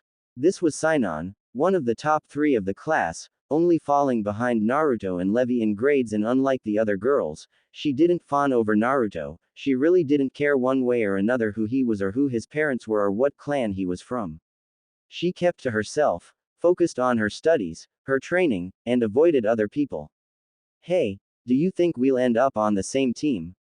Levi asked in a nervous voice, silently hoping she was paired with her childhood friend and crush. "I'm sure we will. The Raikage knows how well we work together, and as much as I hate to rely on my name and status, I don't think he'd risk separating us at the risk of upsetting both my mother and my father. He and Aunt Hera have taken a liking to you," he said with a sigh. "Although, I'm not sure who our third teammate will be. I just hope it's not that worrywart Omoi. That guy gets on my nerves." "Hey, he's not that bad," she said, only to get a deadpan stare in return, plainly saying, "Really? Okay, yeah, he can ramble on about things that might not happen, but he's an alright guy. Yeah, he's alright when he's not worrying about every little thing. I just don't think he's cut out to be a shinobi with that worrywart attitude." He spoke his opinion. It was Levi's turn to sigh, but she could see where her best friend was coming from. She just wishes he wasn't so blunt about it. The aforementioned student looked back to the two friends with a frown. He had dark skin, short white spiky hair, dark eyes, wearing a dark gray overlong shirt with a hood, red bandage handguards, black baggy pants, shins wrapped in the same red bandages, back shinobi sandals with a white-handed katana strapped to his back with a red sheath. A red-haired girl next to him scowled. She was another one of the few that didn't fawn over the demigod and actually didn't like him, since they were both hotheads and butted heads all the time, and while she agreed with him about Omoi's worrywart tendencies, she didn't agree that it would prevent him from being a shinobi. The white-haired boy had the proper skills. When the chips were down, he'd do his job, which has been shown in spars during classes. "Alright class, calm down," the Chunin sensei said as he walked in, causing everyone to quiet down and take their seats for those who were in their groups. "Now, as you know, today is graduation day. However, unlike our weak allies in Konoha, who have written tests, kunai and shuriken throwing, taijutsu matches, and what they consider to be the 3 basic jutsus, here we will be testing your abilities with the weapon of your choice as well. Display a low-level jutsu, doesn't matter if it's elemental or not." With that, he started handing out the written portion of the test. Once he was finished, he took his place behind the desk in front of the room. "You have 30 minutes. Begin." Everyone breezed through the test. Levi and Naruto finished in half the time, given their study sessions, and Kushina drilling everything she knew into their heads. Sinon, Omoi, Karui, and a blonde-haired, cream-skinned girl that was obviously an early bloomer, finished minutes later. Others were struggling with it. Naruto smirked. "What fools. Makes me wonder if they shouldn't be over in Konoha with the rest of those tree huggers." "Time's up. Pencils down now," the teacher said with his arms crossed as he stood up as many students groaned. "Follow me outside for the rest of your tests." All the students filed out of the room after grabbing their weapons and into the training field. Everyone standing in their preferred groups, Naruto with Levi, Omoi with Karui, Samui with her brother reluctantly, Sinon off her own. "Alright, each of you will square off with another student. And Naruto, no using your abilities to shock your opponent. I don't want to rush someone to hospital again." Naruto just shrugged and laughed it off. He knew the instructor was teasing him. In the last 7 years, he's gotten full control over his demigod powers. However, during one of his spars against a bully that often went after Levi and the other girls, saying girls didn't have any place in a shinobi world, he hit said bully with a lightning-packed punch to the chest, causing the kid's heart to stop. Thankfully the bully didn't die, however, his career was over before it began since a side of the punch caused his nervous system to short-circuit and did a number on his brain. Alright, when I call your name, step into the ring. The winner is decided by ring out, knockout, or submission. You will be graded on your performance. I reserve the right to stop the fight if I think it's getting out of hand. Taijutsu only this round, the teacher said before looking at his list. Naruto vs Tai. Naruto smirked and stretched out while Tai was nervous as well. Hey, hold on to her for me will ya Levi? The demigod said handing his best friend his weapon. Heaven's Talon was keyed up with Fuinjutsu so that only Naruto, Levi, and his family could hold it, but only Naruto could bring out its full capabilities. Anyone else who tried got a nasty shock, one that leaves their arm numb for a full day. Sure, but try not to hit the poor boy too much.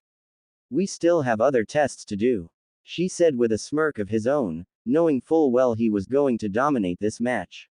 Alright you two, I want a clean match. No hitting each other in sensitive areas. The teacher said as both of them stepped into the ring. Naruto slipped into his own taijutsu style, a low kind of position, his hands looking like he was holding his glaive, but in a loosely closed fist, while a sweating Tai slipped into the standard academy stance, already knowing he was going to get hishanded to him. Alright, begin. Faster than anyone but the Chunin could see, mainly because Naruto was holding back, the red-haired boy let loose a flurry of punches all across his opponent's body, not only knocking him out but not even knowing what hit him as he hit the ground. Sighing, the Chunin raised his arm on Naruto's side and declared him the winner. Next, Levi vs Tita.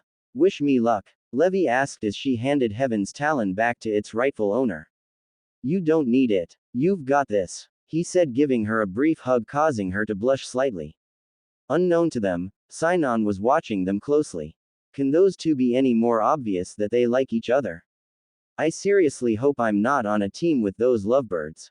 In the ring, Tita, a girl with a similar build to Levi, only less toned, showing that she was both a civilian and didn't have access to proper training. The poor girl looked nervous after seeing her friend Tai. Levi gave her a small smile before slipping into her taijutsu stance, one arm raised across her chest, the other lower on her body, drawn back ready to strike, and as the same as Naruto, she kept her hands in loose fists. The Chunin sighed, knowing this was likely another quick fight. What was Lord Raikage thinking pairing them against people they obviously outclass? Alright, begin. Like Naruto, Levi shot off in a burst speed and let loose a flurry of strikes, leaving the poor girl in a daze before she fell to the ground. It was clear that her taijutsu style was more meant to be used in tandem while dual-wielding kunai. Winner, Levi. Next, Sinon vs. Kilika. The Chunin said. Hopefully, this will be a little fairer, though Sinon has always been a recluse, she'll want to end this quickly. Begin. And true to what the Chunin expected, as Kilika charged at the blue-haired bow woman, Sinon dodged each strike while stepping back towards the end of the ring only to grapple her opponent and hip toss her out of the ring. Bloody hell, Kilika said as she landed on her. Sinon just walked away without a care in the world and leaned against the wall where she left her bow. The Chunin called it. Ring out. Sinon wins. The rest of the students were paired off and all of them except for Omoi, Karui, Samui, and her brother were pitiful. Some were knocked out and not looking like they'd be able to continue the examinations. The instructor just sighed. Alright, all of you who are able to continually move to the range. Time for the shuriken and kunai portion of the exam. 5 will be stationary, and 5 will be moving, so do your best. First up, Sinon. Instructor, is it possible to get my weapon portion at the same time? This where I'd need for it to be anyhow, she said in a monotone voice. Yes, I suppose that would save us time. Very well, after we've collected your other weapons you may go ahead with your bow. He nodded. Without another word, she threw all 10 kunai at once, all of them hit the bullseye, some even making him and every male present wince and grab their crotches. After the kunai was removed, she did the same with her shuriken. Okay, perfect score, but was that really necessary? The instructor whimpered only to earn a yes in response, making him sigh. Alright, Again with your bow and arrows, but please, don't aim for the crotches again. No promises, she said as she started walking away from the target's back over 100 yards away before turning around and letting loose 10 arrows, all of them taking the head portions to clean off of the targets, shocking everyone present. How on earth? At that distance, she shouldn't even be able to see the targets, much less take the heads to clean off. The instructor thought to himself before he spoke aloud. Well done. Come on back. Impressive. With my close to mid-range abilities, she'd be the perfect teammate. Naruto thought to himself, highly impressed, as was Levi as they watched Sinon walk back to her previous spot as she ignored the demigod's gaze. After a few minutes of replacing the targets, the instructor called up Naruto, and like Sinon, he nailed all bullseyes, minus the crotch shots. So did Levi, Samui, Karui, and Omoi, only Samui's brother missed one with both kunai and shuriken. The rest of the students got bare minimum scores to pass. Alright, everyone line up. Time for the ninjutsu. As I call your name I want you to perform each jutsu. Bonus points for those who are able to do element versions of clones or stronger versions period. First up, Naruto Uzumaki. Remember, you are required to perform one extra jutsu, so mind your chakra levels. The instructor said, earning a deadpan stare from everyone in the class. Right, Uzumaki on top of being a demigod.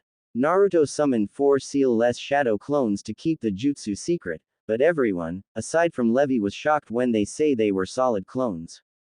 Next, he replaced himself with a rock when a blunt kunai was thrown at him seamlessly, then he transformed into the teacher, earning applause from everyone.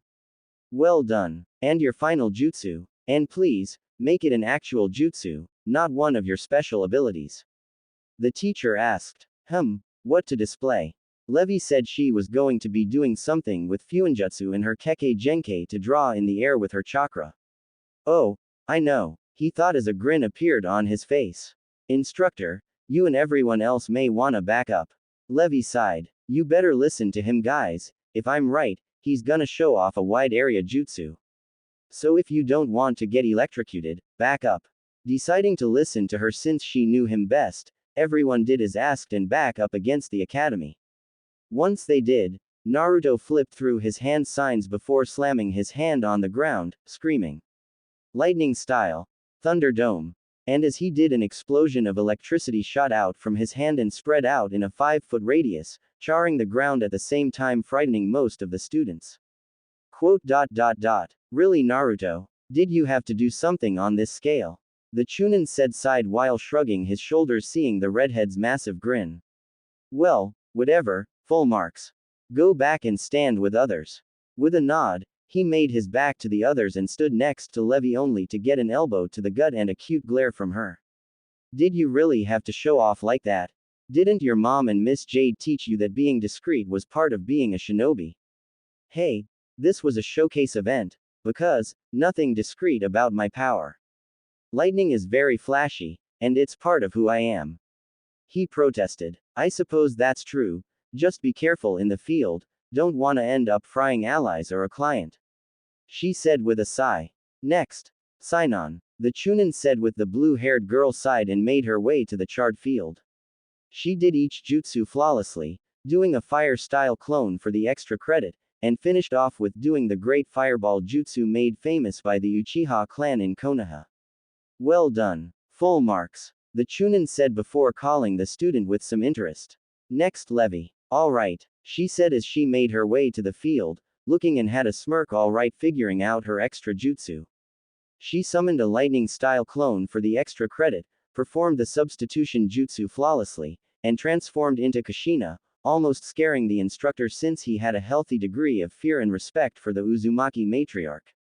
Well done, can you drop the transformation?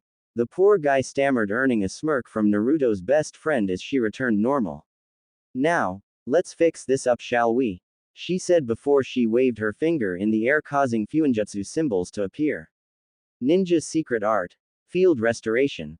And with that, the damage Naruto did with his Thunder Dome was reversed as if never happened, shocking everyone but the demigod, who was smirking. She could have sworn the look on his face was just saying, "You're welcome," as if he planned it that way, and knowing him, she wouldn't put it past him, he always was crafty. Well done, and thank you.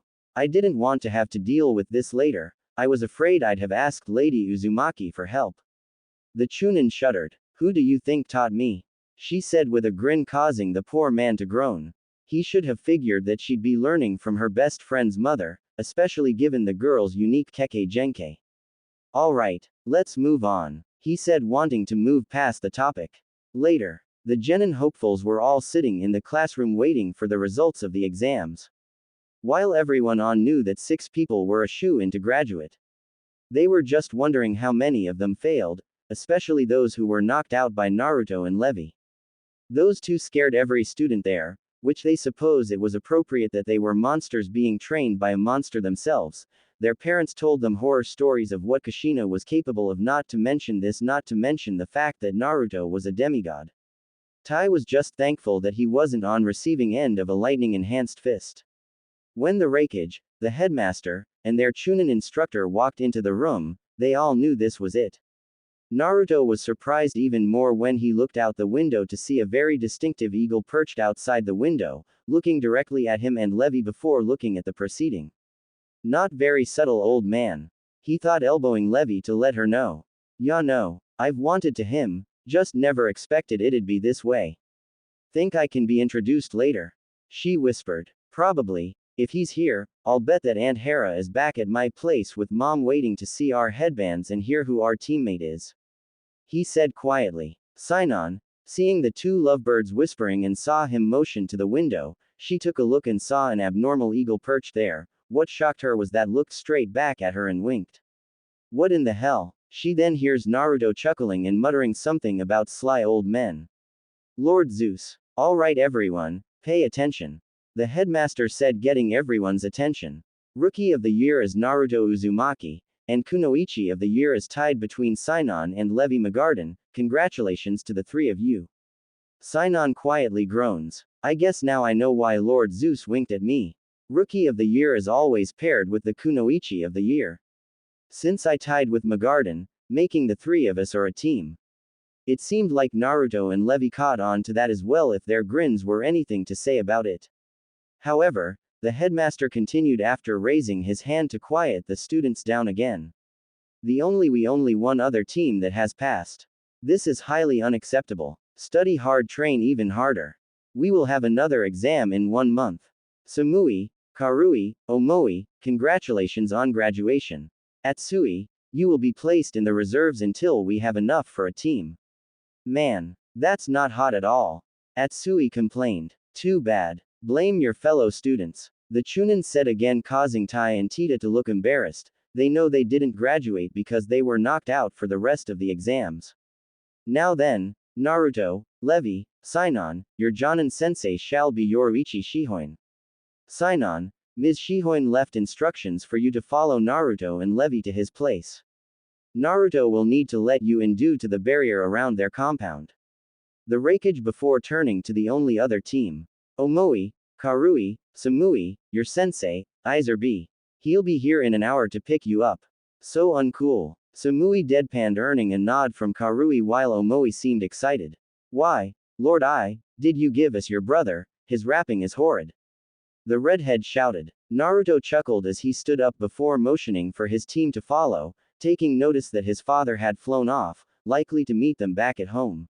Sinon sighed but nodded, grabbing her bow and quiver before noticing that Levi grabbed her friend's weapon before running up to him and elbowing him, handing the admittedly beautiful blade, even if she preferred her bow.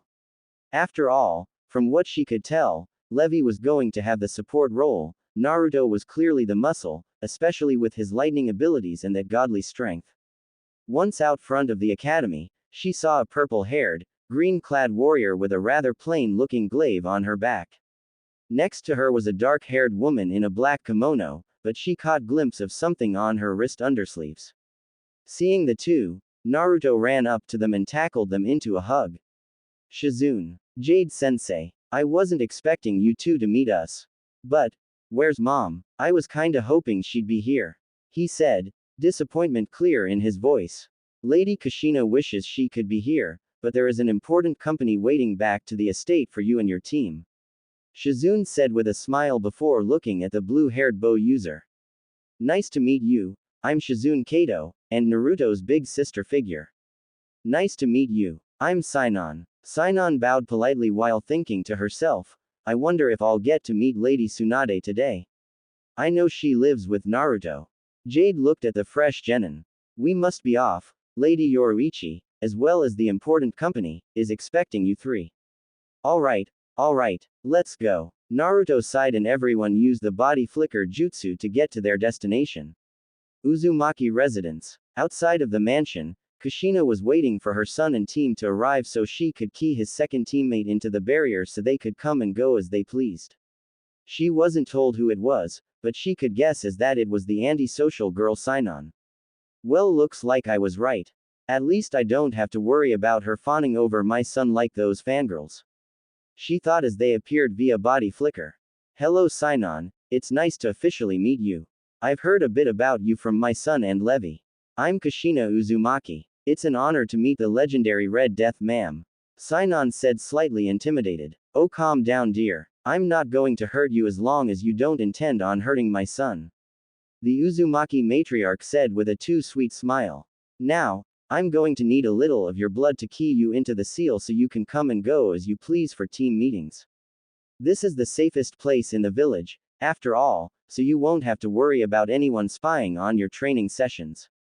Sinon nodded, taking out a kunai, taking off her glove, and cutting her palm, then held out her hand for her teammate's mother to do her work.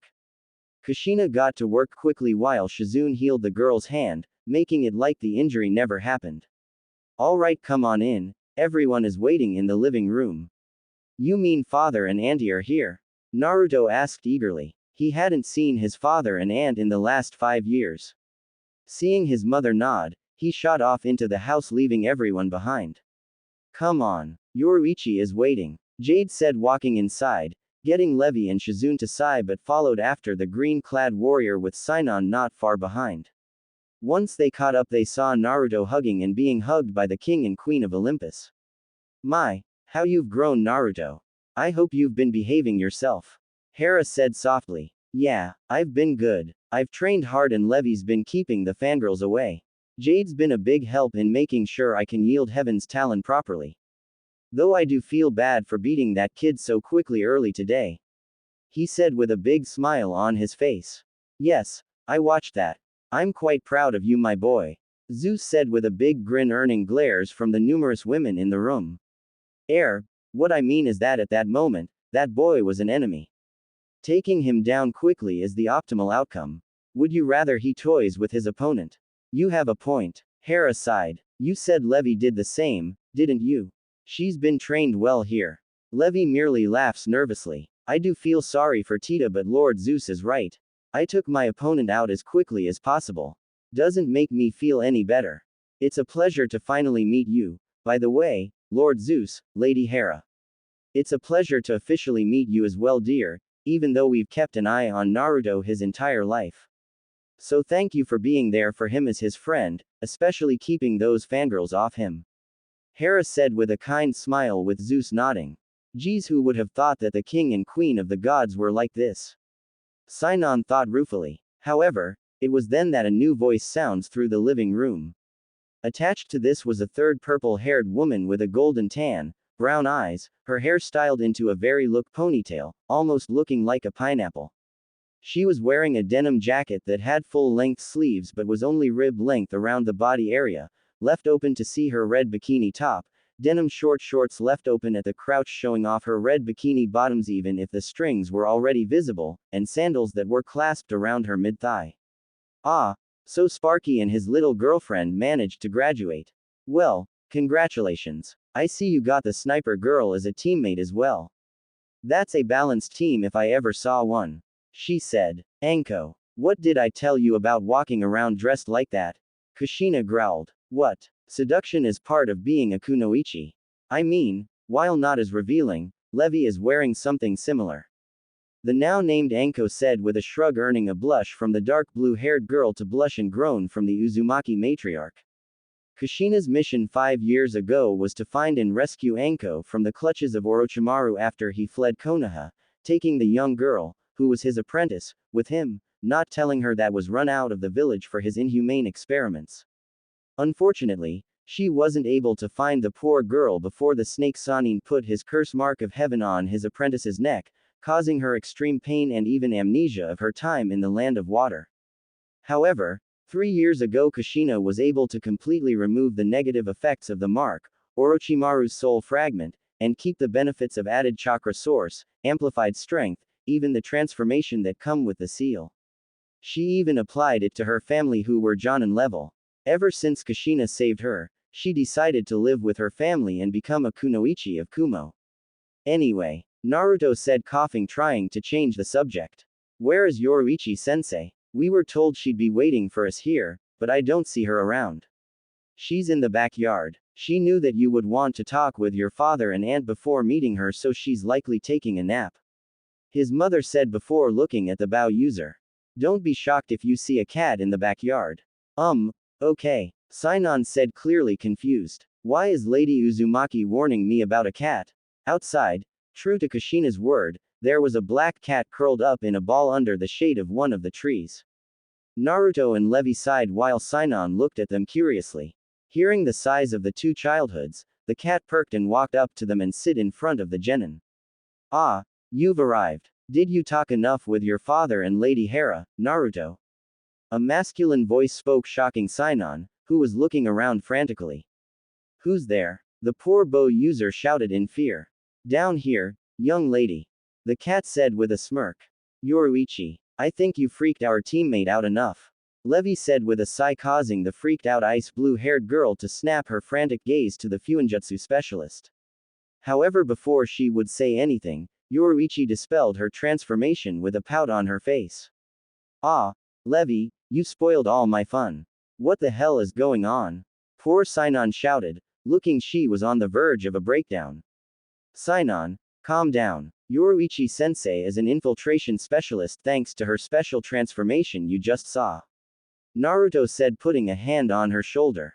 Not to mention she's a prankster as well. Levi sighed. You wound me, you failed to mention my specialty in seduction as well. The Jonin said in almost a purr, making Naruto and Levi blush. Sinon just sighed and shrugged her shoulders. You mean to tell me that our Jonin is an immature adult that enjoys pranking people? Great. Just when I thought this team was already a mess. How so? Yoruichi asked curiously. We have a demigod with insane strength, that special weapon and non-chakra related lightning abilities, a petite powerhouse with a Fuinjutsu-based Kekkei Genkei, and now a female Jonin that can transform into a male cat that can talk. If I include myself, a long-range specialist with little physical abilities. I only use the opponent's weight and momentum against them. The sniper said. I'd say it a perfectly balanced. If this was a role-playing game, I'd be the tank powerhouse, Levi is support, you're the long range, and Yoruichi is not only our leader but our stealth expert. The demigod explained. He's right, and this team needs to be balanced. The purple-haired Jonin said. It's highly likely we'll be sent on diplomatic missions due to the high-profile nature of who is on our team. Naruto sighs. So because I'm Zeus' son, we'll be sent to other villages as emissaries of the gods, and just the villages. So, are we officially genin, or are you going to test us or something? Sinon said, clearly done with everything. Nah, no test. Judging how you've been interacting with everyone, not just us, is more than enough proof you'll fit right in with this team. I don't need to worry about Naruto and Levi working together. They've been training together since before the academy started, and been friends since he saved her from bullies. Yoruichi said simply. I have to agree. You might have been antisocial in the academy, but aren't so bad. Naruto said with a big foxy grin, causing the sniper to look away, trying to hide a blush of embarrassment. Shut up, idiot, she said, trying to keep her cool while everyone there was chuckling slightly. Alright, I think that's enough teasing the new girl. Let's get back inside and celebrate with everyone. We start training and missions tomorrow. The purple-haired Jonin said, easing out of her laughter, getting a nod of agreement from Sinon and cheers of excitement from the childhood friends. 2 weeks later, Naruto and his team were standing in front of the wreckage after being called for a mission, one which the Mountain of a Man was hesitant to issue, especially since where the mission was to take them. Standing with him was Naruto's mother waiting to hear this mission. During the 2 weeks, they caught Sinon on her chakra control training, sufferance climbing, and water walking as well as help her with her taijutsu, in case she was ever unarmed. Not to say Naruto and Levi didn't train themselves, they continued to work on their fuinjutsu capabilities, all while doing the dreaded D-ranked missions. Team Uzumaki, in a month and a half, Konoha is hosting what is called the Chunin exams. They have extended us an invitation to the exams. Normally, I would send a team with more experience, but all of our teams are out on missions. And B's team isn't anywhere near skilled enough to make the journey. I said cautiously only to be interrupted by Kushina.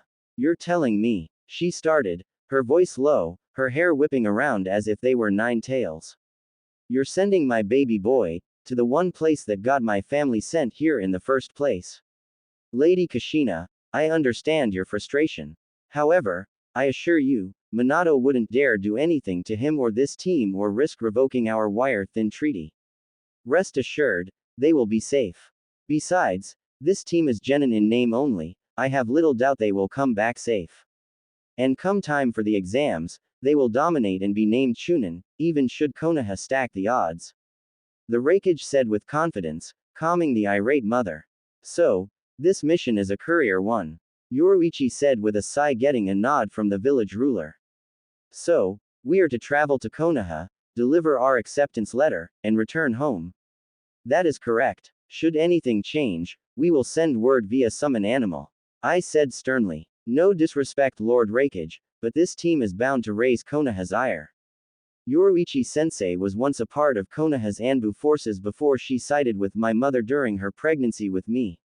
This will be dangerous for us the moment we step within their walls, especially since those heathens think of themselves above my father, auntie, brothers, and sisters, as well as my uncles. What is to stop them from trying to apprehend myself and my team if they don't even respect the gods? Naruto said boldly. The Raikage merely chuckled. Should that happen, I have a feeling that nothing and no one will stop your mother's wrath and fury. Hell, I suspect that Lord Zeus and all of Olympus may join her in her assault. Not that I think that this scenario would play out. No, you're more likely to level the village yourself should they try anything. Therefore, if they do, you have my permission to give them a small demonstration of your overwhelming power. This earned sighs from the ladies in the room while they shared the exact same thought. I swear these two get along the way too well at times. In fact, if it wasn't his goal to join his father on Olympus one day, I'd say Naruto would be a shoo-in for the next Raikage when I steps down. Hey, Mom, is there any way to contact Father or Uncle Poseidon quickly so we can see about borrowing one of his fastest ships? The demigod asked with a grin on his face with an underlying tone of hopefulness. Yes, I can contact Lord Zeus and have him summon your uncle. I'm sure that Lord Poseidon would be more than happy to help his nephew. She said with a smile that promised pain if the Lord of the Sea didn't agree. Alright, everyone go get ready, we leave in 1 hour. Yoruichi said, getting nods of acknowledgement from her genin. Mount Olympus. I understand, I'll get in contact with my brother and get him to meet Naruto and his team at the port with his best ship. I wish I could offer more, but everyone has their duties to attend to. Zeus said, talking to Kushina via a communication mirror. Thank you, that will be a big help. I can't help but feel something horrible is going to happen on this mission. Kushina said, biting her thumbnail, showing her worry. Kushina, I know you're worried, but are you sure it's not just because it's his first time out of the village? He said with a teasing grin. Forgive me for worrying about our son. She snapped at the god. You need to relax. He's more than strong enough to deal with any problems. Bandits and any of those rogue ninja will underestimate him because he's a fresh genin and he'll fry them with his abilities. Not to mention he has his team to back him up and he can summon one of my eagles if ever really needs help. You trust your retainer Yoruichi, don't you? The king of the gods said calmly. Alright, fine. Don't contact me for a mission until Naruto is back home, she said as she cut the transmission. That woman is such a pain in the sometimes. Zeus sighed and leaned back in his throne. You heard that right, brother. Get to the land of lightning's port city with your finest boat fit for 4 people. Oh, and try to blend in. Very well, I have just the vessel, one that will be a gift to my nephew, one that is far more advanced than those sailboats the rest of the mortals are using, one that only Naruto can power. I can even provide a captain for it. The god of sea said with a grin. Quote. Please tell it's not that foul-mouthed fool who dreams of flying. Naruto's father groaned. No. Don't you need to worry, I won't introduce Naruto to that quack. Trust me. The sea green-haired god smirked. Port City 2 days later. Yoruichi and Genin arrived in town and made their way to the shipyard even if Levi and Sinon were exhausted from the trip. They didn't stop longer than to eat 3 times a day. How far to the port? I need some sleep. I'm not used to traveling this long without sleep. The Fuinjutsu using girl whined. I'm with Levi, we need some sleep. Sinon said tiredly. Come on girls, once we meet Uncle Poseidon and get the ship we can sleep on the sea. Naruto said with a smile. He's right girls. We can rest soon. Yoruichi said simply causing the 2 girls to groan. After 30 minutes of walking they arrived at their destination and wasn't hard to find their quarry. There, next to a vessel unlike any other, was a man with sea green hair and sea blue eyes wearing a tropical top and baggy shorts and civilian sandals, grinning at them with a big smile. Next to them was a pink-haired girl tied in a loose ponytail, emerald eyes, wearing a hot pink jacket with sleeves rolled up to her elbows, black leather gloves, yellow shirt, black tie, white skirt, black thigh-high stockings, brown combat boots. She appeared to have a fairly athletic build to her. Ah, nephew, I've been waiting. I'd like you to meet someone. Poseidon said with a smile while gesturing to the girl next to him. This is Juna Crawford. It's a pleasure to meet you, Lord Naruto. Lord Poseidon has asked me to be the captain of this vessel. Juna said with a bow. This vessel is far more advanced than every other vessel in this world. It is powered by your lightning abilities, so no one else can use it. You can even seal it away if you're worried about it being sunk by jealous mortals. The god of the sea explained. She's fast too, it should cut your travel time by a lot. Thanks, uncle, Naruto said running up and hugging Poseidon. This is very cool Naruto. Look at this thing, Levi said admiring the ship. It was no sails, and what looked like twin demon wind shuriken only much smaller, painted red, silver with gold trim with no name on the back. Huh, no name, I figured since it's my gift to my nephew, he should have the right to name it. The sea blue-eyed god said with a shrug. How does she handle storms? She's not gonna capsize on us is she?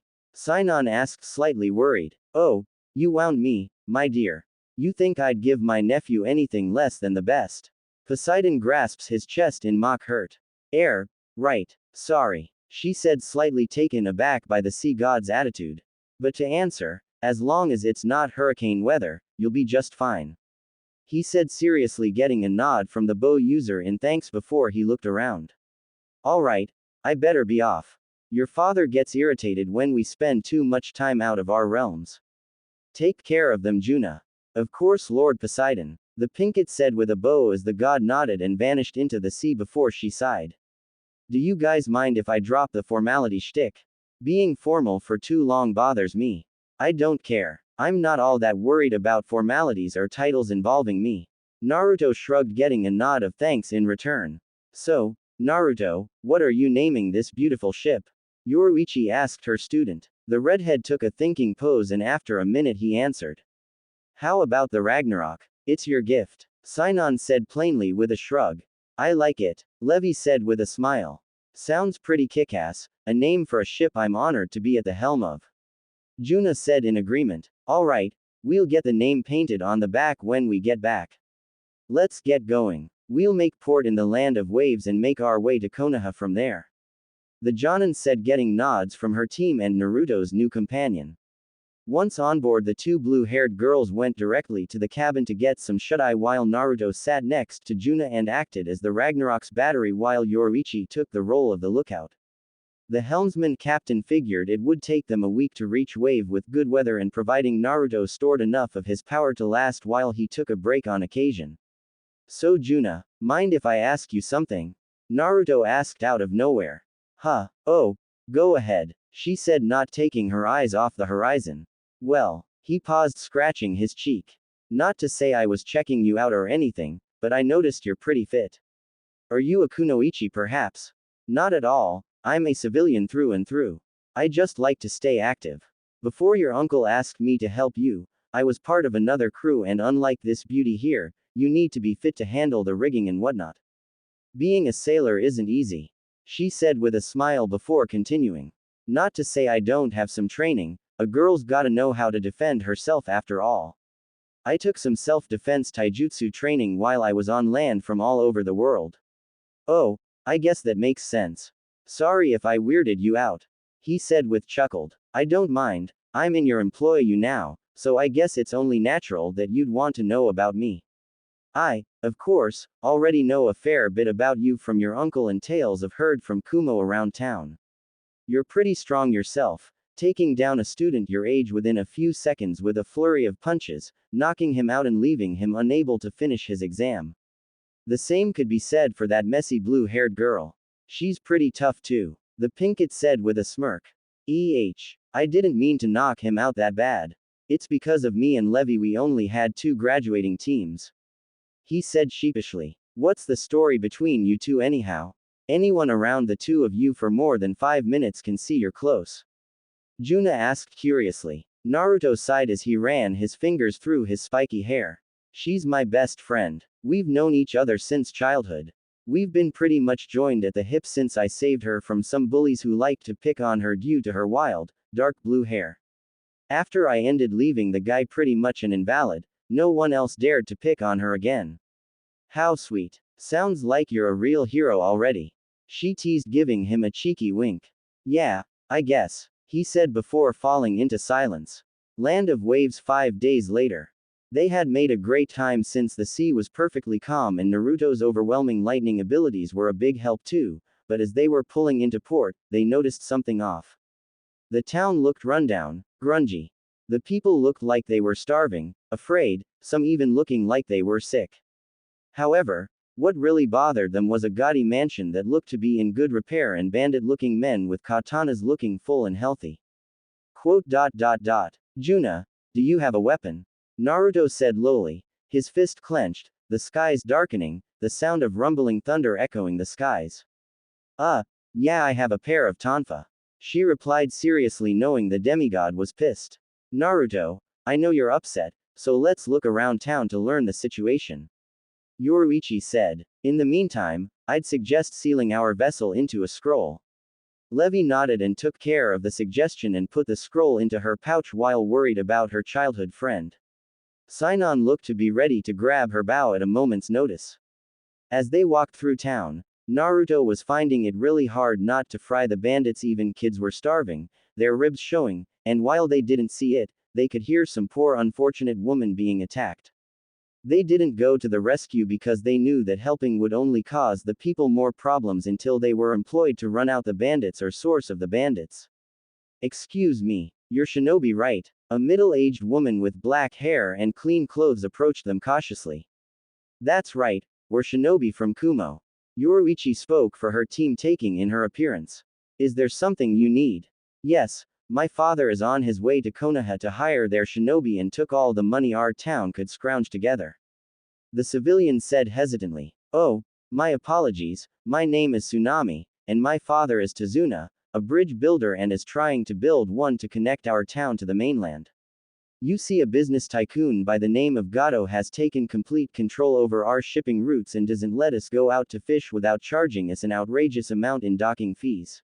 As I'm sure you've seen, he's hired bandits to collect the taxes he enforces on the town, and those that can't pay in cash are offended, and gods forbid if you're a woman, the bandits rape in the streets, and Gato has bunch girls imprisoned as slaves for his personal pleasure or sells them on the black market. I see, so since your father is threatening this Gato's monopoly on the town with his bridge, you think he's employing rogue shinobi to your father, which is why Tazuna has left to Konoha to hire protection, most likely going to lie about the difficulty of the mission, saying it's only lowly bandits after him. The Jonin said thoughtfully, getting a nod from Tsunami. Right, that's all we could scrounge up, enough for AC rank mission. The black-haired woman said. Naruto growled, the storm overhead getting worse. Yoruichi-sensei, we're on our way there anyhow, let's catch up to the bridge builder and get him to Konoha, but I want to send a request to the Raikage to join the mission to free this country. Even if we don't get approval, I'm going to come back Gato and every bandit here myself. Yoruichi and the girls sighed. Very well Naruto. We'll send the request with the complete details. Your summons are faster than mine. So you do it. I'll stay here to protect Tsunade. Guys like Gato wouldn't hesitate to try to capture his target's family to use as hostages. Juna said seriously. Yoruichi nodded and noticed that Naruto had already written down everything and sent off one of his father's eagles to the Raikage. Alright, let's hurry and catch up to Tsunade. Tsunade, what does he look like? Tsunade gave them a basic description, then they ran off to find the old man as fast as they could before Naruto lost control and started destroying every bandit in the area. Let's get you home, ma'am. I may not be Kunoichi myself, but I can fight off bandits at the very least. Juna said, watching her new friends vanish out of sight. Be careful you guys. Road to Konoha. It didn't take long to find Tsunade and fill him in on the situation. So, you're on your way to Konoha to deliver something when you saw what was going on back home and wish to help, even if your Raikage doesn't approve the mission request. The old drunk summarized. That's right. Naruto said seriously. Well, alright, but please keep quiet about us not having enough to cover anything higher than AC rank. Tsunade begged. Naruto growls since he hated liars but didn't say anything when Yoruichi glared at him. Very well, but we won't be held responsible for when they do find out. Let's go. Who are you anyhow? I didn't think that a team of genin would be sent this far from their country, the old man asked. The Jonin sighed. Let's just say that we're a special team and leave it at that. I'm sure you find out all about it when we reach Konoha. Hey, Levi whispered, putting her hand on her friend's back. Are you okay? I will be once we free Wave and send Gato to my uncle Hades. He whispered back since he heard the untold order to keep his mouth shut about his demigod status. Konoha, Hokage Tower. 2 days later. The trip to Konoha was uneventful, thankfully. Even the trip through the village was peaceful. However, in Minato's office, tension was so thick you could cut it with a kunai. Naruto was glaring at the lecherous Hokage while he was blatantly looking at the Kumo Kunoichi with very clear lust in his eyes. Lord Hokage, here is our acceptance letter with a complete list of which teams that will be participating. Yoruichi said professionally. Yes, very good. Though I am disappointed you joined another village's forces after you're resigned here, Yoruichi, perhaps you'd consider re-enlisting here. Minato said, licking his lips. I'm sorry, but allegiance is to the Uzumaki clan first and foremost. I joined Kumo's forces to help protect Lady Kushina and her son. She replied, keeping her professional tone, even if she wanted to assassinate the man in front of her. Minato growled at the mention of his ex-wife, which hurt his reputation so much. Very well then. Letter accepted. You're dismissed. Now then, Tsunade was it. You wish to hire a team of shinobi to protect you from bandits while you build your bridge in order to connect the land of waves to the land of fire, is this correct? He said, turning his attention to the bridge builder. Yes, that's correct. It shouldn't take me more than a month to finish since I am half down already. Tsunade nodded. Very well. Anbu, get me Team 7. The Hokage said professionally before looking at the red-haired genin in the room. And what's your problem? You've been glaring at me the entire time you've been here. Naruto smirked darkly, letting a very small bit of his power loose, showing the electricity in his eyes, lightning sparking on his gauntlets, and a lightning storm to form in the skies outside, causing Minato to growl and having to restrain himself from attacking the demigod and risk starting a war with Kumo. The Raikage has some nerve sending you here, son of Zeus. Your whore of a mother almost cost my position in the village.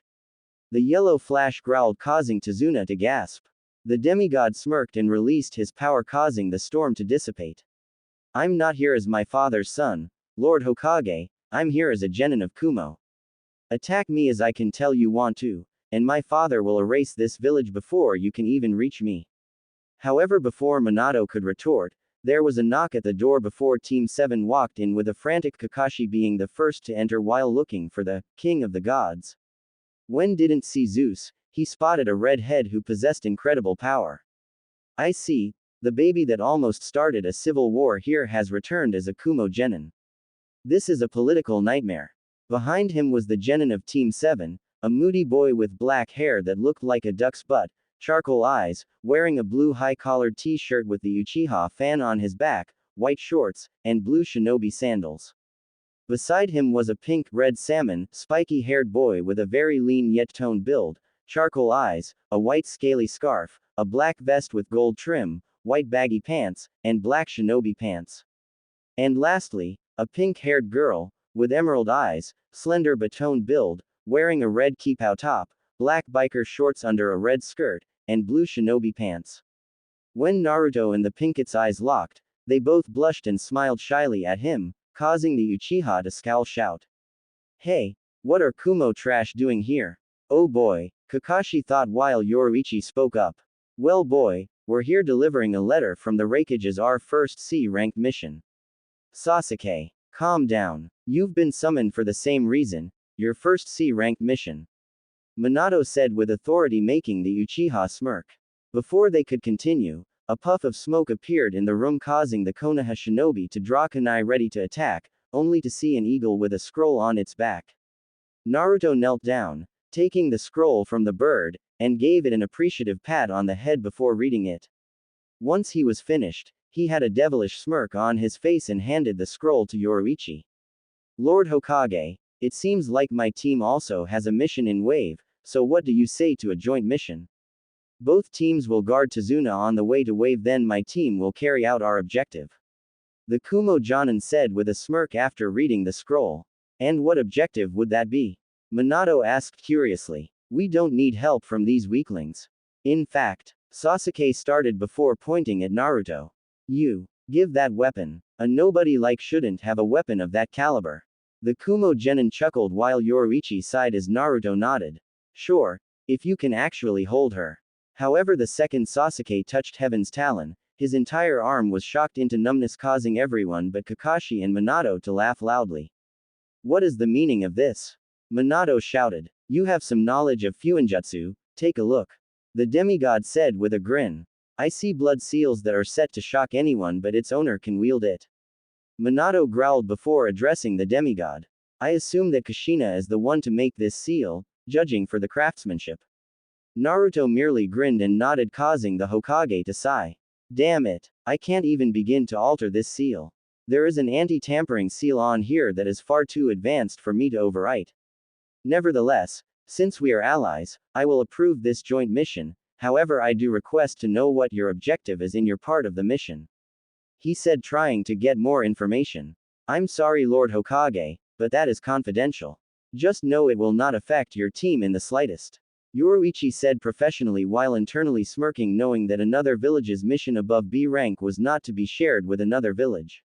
Well, I suppose we should introduce ourselves since we'll be working together for the next month.